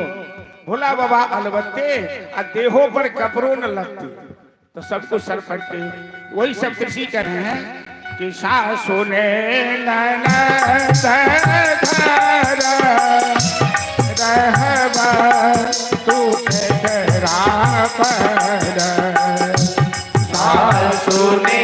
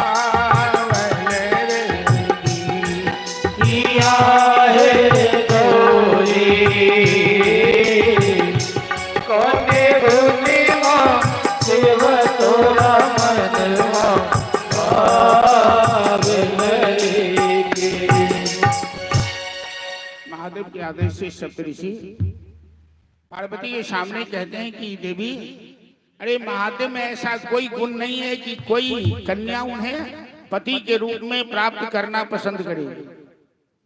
न घर है, न द्वार है, न सास है, न ननद है, वो भी श्मशान में रहता है, न जात है, न गोत्र है, कुछ भी नहीं है। ऐसा भी नहीं है कि विवाह के बाद पत्नी का ख्याल रखे, वो तो श्मशान में मस्त रहने वाला है, पत्नी की कोई चिंता नहीं होने। तो सब पार्वती कहती हैं कि असुंदर सुंदर शेखरो वा गुणैर्विहीनो गुणैराम्बर। हे सप्तऋषि, मैं ये नहीं जानती हूं कि महादेव सुंदर हैं या खराब हैं। मैं ये भी नहीं जानती हूं कि महादेव हमसे प्रेम करते हैं या हमसे द्वेष करते हैं। हम महादेव से प्रेम करते हैं, मैं ये जानती हूँ। मैंने महादेव से प्रेम किया है, इसलिए मेरी प्रतिज्ञा है कि जन्म कोटि लगी रगड़े हमारी, बरो शंभु न तो रहो कुमारी। हमें करोड़ों जन्म कुमारी रहना पड़े मंजूर है, मेरे पति दूसरे नहीं हो सकते। और वस्तुतः शिव और पार्वती अलग हैं ही नहीं जो विवाह, अर्धनारीश्वर है। विवाह तो संसार में होता है, भगवान का विवाह नहीं होता। लक्ष्मी नारायण अलग नहीं है, शिव पार्वती अलग नहीं है, सीताराम अलग नहीं है, और राधे कृष्ण अलग नहीं है। राधा में श्याम और श्याम में राधा समाये हुए। तो विवाह किसका का? विवाह दो का होता है, और जहाँ एक है वह विवाह का। तो शिव पार्वती कभी अलग नहीं होती। कभी भी महादेव की पूजा कीजिएगा तो शाम्ब सदाशिव की पूजा होती है। शाम्ब का मतलब क्या होता है? अम्बा के साथ, अम्बा मतलब माता। तो सप्तऋषि ने प्रणाम किया, कहा माता जी क्षमा कीजिएगा, हम तो उनके आदेश से आए थे परीक्षा लेने, आपकी तपस्या पूरी हुई। उनके माता पिता को खबर किया और देवताओं ने महादेव को सजाया, श्रृंगार किया, बाराती लेकर चल दिए हिमाचल प्रदेश। ऐसा विवाह के इतिहास में न कभी हुआ न कभी होने वाला। स्टैंडर्ड के दृष्टिकोण से भी और निम्न दृष्टिकोण से भी, जिसमें ब्रह्मा विष्णु इंद्र वरुण कुबेर बाराती में है, इससे ज्यादा स्टैंडर्ड क्या होगा? और निम्न दृष्टि से देख लीजिए तो जिसमें भूत प्रेत डाकनी शाकनी पिशाचनी हैजा कैंसर अधसर प्लेग सारी बीमारियां हैं, ऐसा विवाह कैसे होगा? तो गोस्वामी जी तुलसीदास जी ने रामचरितमानस में मात्र 2-3 चौपाई में झांकी खींच दिया है कि जस दुल्लह तस बनी बारात। महादेव भी दुल्हा के रूप में कैसे हैं? अरे बुड़बक लड़का का भी विवाह होता है, यदि अपने पास बढ़िया कपड़ा ना हो तो पड़ोसियों से भी मांग लेता है। अब तो जमाना नहीं है कि लोग कपड़ा मांग के पहने, अब तो 2-4 सेट सबके साथ रहता है। स्टैंडर्ड क्रीम पाउडर ना हो तो सस्ता वाला भी खरीद के लगा लेता है। महादेव को आज जो मुर्दा जला है उसी चिता का भस्म लगा लिए हैं और उनका आभूषण कितना सुंदर है, चाहे वो कान की बाली हो, चाहे वो नाक की हो, चाहे टीका हो, सांप का ही सारा हार है। सांप है जटा में, गले में सांप, बाजूबंद की सांप, सब जगह सांपे का श्रृंगार, चिता का भस्म है पाउडर। और सवारी कैसा कोई स्कॉर्पियो बुलेरो नहीं है, वो बूढ़ा बैल सवारी है जिसको महीनों दिन से चारा नहीं मिला है। बाराती सब कैसा कैसा मुंह कान वाला, यहाँ तो सब साफ सुथरा लोग हैं, एक भी हमको मिलता नहीं जो दृष्टांत पता है। कोई मुखहीन विपुल मुखना, गोस्वामी जी लिखते हैं किसी को मुंह नहीं है, किसी को 2-2, 3-3 मुंह है, किसी के पेट में मुंह है, किसी के कपार में आंख है, किसी के पीठ पर आंख है, दिखता है इधर तो दिखाता है उधर। ऐसे ऐसे किसी का पेट बखारी जैसा है, किसी का सूप जैसा कान है, विचित्र है। कोई हाथ में हड्डी लिए है, कोई ताल बेताल सब शोर लगा रहा है। सब रंग अनोखे बाबा बौरहवा के बरियात में, सब रंग अनोखे बाबा बौरहवा के बरियात में, सब रंग अनोखे बाबा बौरहवा के बरियात में, सब रंग अनोखे बाबा बौरहवा के बरियात में। कोई लगरा कोई लुल्हा, कोई लगरा कोई लुल्हा, कोई मूस बिलैया बौरहवा के बरियात में, कोई मूस बिलैया बौरहवा के बरियात में। सब रंग अनोखे बाबा बौरहवा के बरियात में, सब रंग अनोखे बाबा बौरहवा के बरियात में। भूत प्रेत सब सजल बराती, भूत प्रेत सब सजल बराती, भूत प्रेत सब सजल बराती, भूत प्रेत सब सजल बराती। आके साथ सैया बौरहवा के बरियात में, आके साथ सैया बौरहवा के बरियात में। सब रंग अनोखी बाबा बौरहवा के बरियात में, सब रंग अनोखे बाबा बौरहवा के बरियात में। अब तो ये खबर हिमाचल प्रदेश में चली गई, जहां विश्वकर्मा ने मंडप बनाया है 20 योजन का। राज पर्वतराज हिमालय की कन्या है, पार्वती त्रिपुर सुंदरी है, तीनों लोक में सबसे अधिक सुंदरी है। तो पार्वती की माता कहती हैं मैं इस दुल्हा से अपनी कन्या का विवाह किसी हाल में नहीं होने दूंगी। मेरी बेटी कुमारी रह जाएगी, घर खिला दूंगी, पानी में डुबा कर मार डालूंगी। ये विवाह नहीं हो सकता। सब देवता चले गए महादेव के पास। भोलेनाथ, मैना कहती है जिस दुल्हा के गले में विषैला विषधर सांप है, मैं अपनी बेटी का हाथ उसे दे दूं, वो सांप मेरी बेटी को जिंदा रहने देगा क्या? तो देवता कहता है भोलेनाथ, कुछ देर के लिए सांप को अपने गले से दूर कर लीजिए। ये सांप आपके ब्याह में बाधक है, और ये सांप रहेगा तो कोई अपनी बेटी आपको नहीं दे सकता है। महादेव कहते हैं आप जाकर मेरे होने वाली सास और ससुर को समझाइए कि सांप को दुनिया में लोग काल कहता है। सांप जिसे काट लेता है वो मर जाता है, तो काल है। और जो काल को भी अपने गले में लटका के रखा है उसका नाम क्या होगा? महाकाल है। आपकी बेटी तो सदा सुहागन रहेगी। मैना कहती है मैं ये विवाह नहीं होने दूंगी। चलिए एक और मैथिली भजन, विद्यापति जी का पद। और विद्यापति के क्षेत्र में मिथिलांचल का हृदय स्थल दरभंगा माना जाता है। हम लोग वहां बैठे हैं, तो विद्यापति ने इस दृश्य को कैसे अपने कैमरा में कैद किया है, भजन के माध्यम से श्रवण कीजिए। इसके बाद हम लोग कथा को संक्षिप्त में कह के विश्राम देंगे, आरती करेंगे, फिर प्रसाद वितरण होगा। जो आदमी बैठे हैं शांति से 5-7 मिनट में हम लोग कथा को आज विश्राम देंगे, पुनः कल की कथा में चलेंगे। हेलो राधे श्री राधे बोलो उमापति महादेव की जय। जाबुट होयत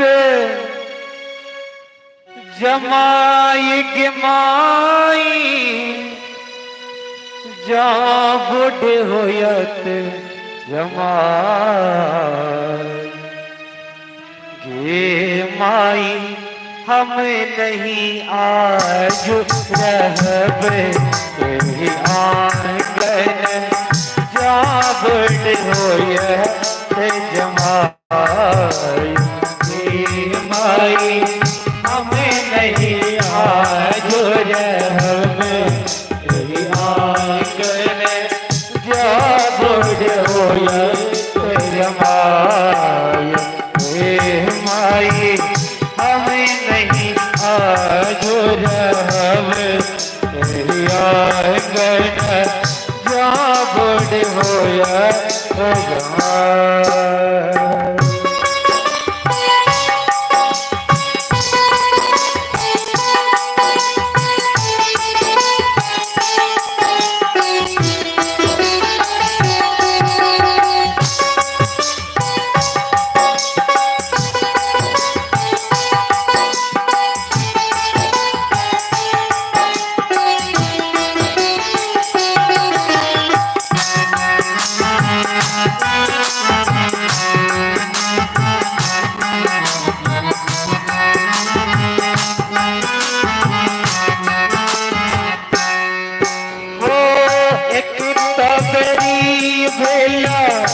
रिद्धि विधाता दूसरे दिया फिर बात कह गे माई एक ताबरी भैया रिद्धि विधाता दूसरे दिया फिर बात हे माई तेरे बरी विल नारद वावन बुढ़ जमाय हे माई तिसरे गरीब नारद वावन जे बुढ़ जमाय।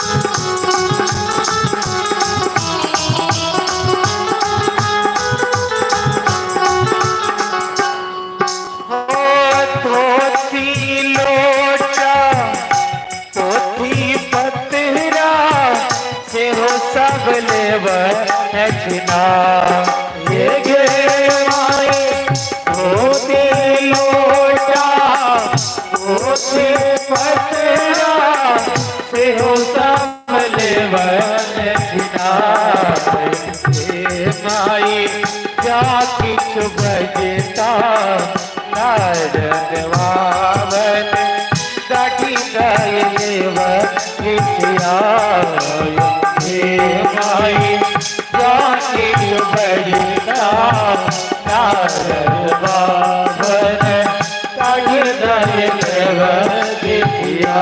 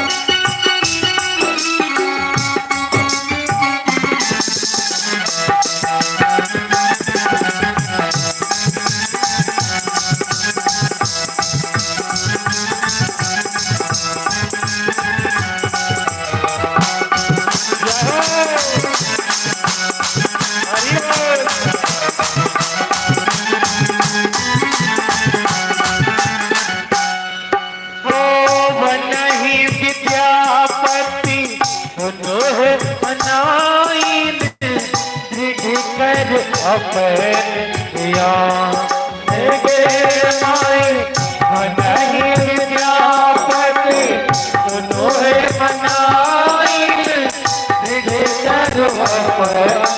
गया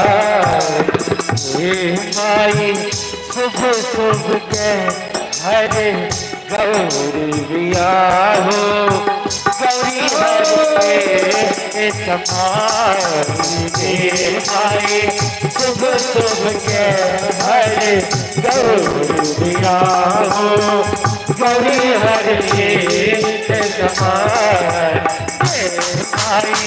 हम नहीं आज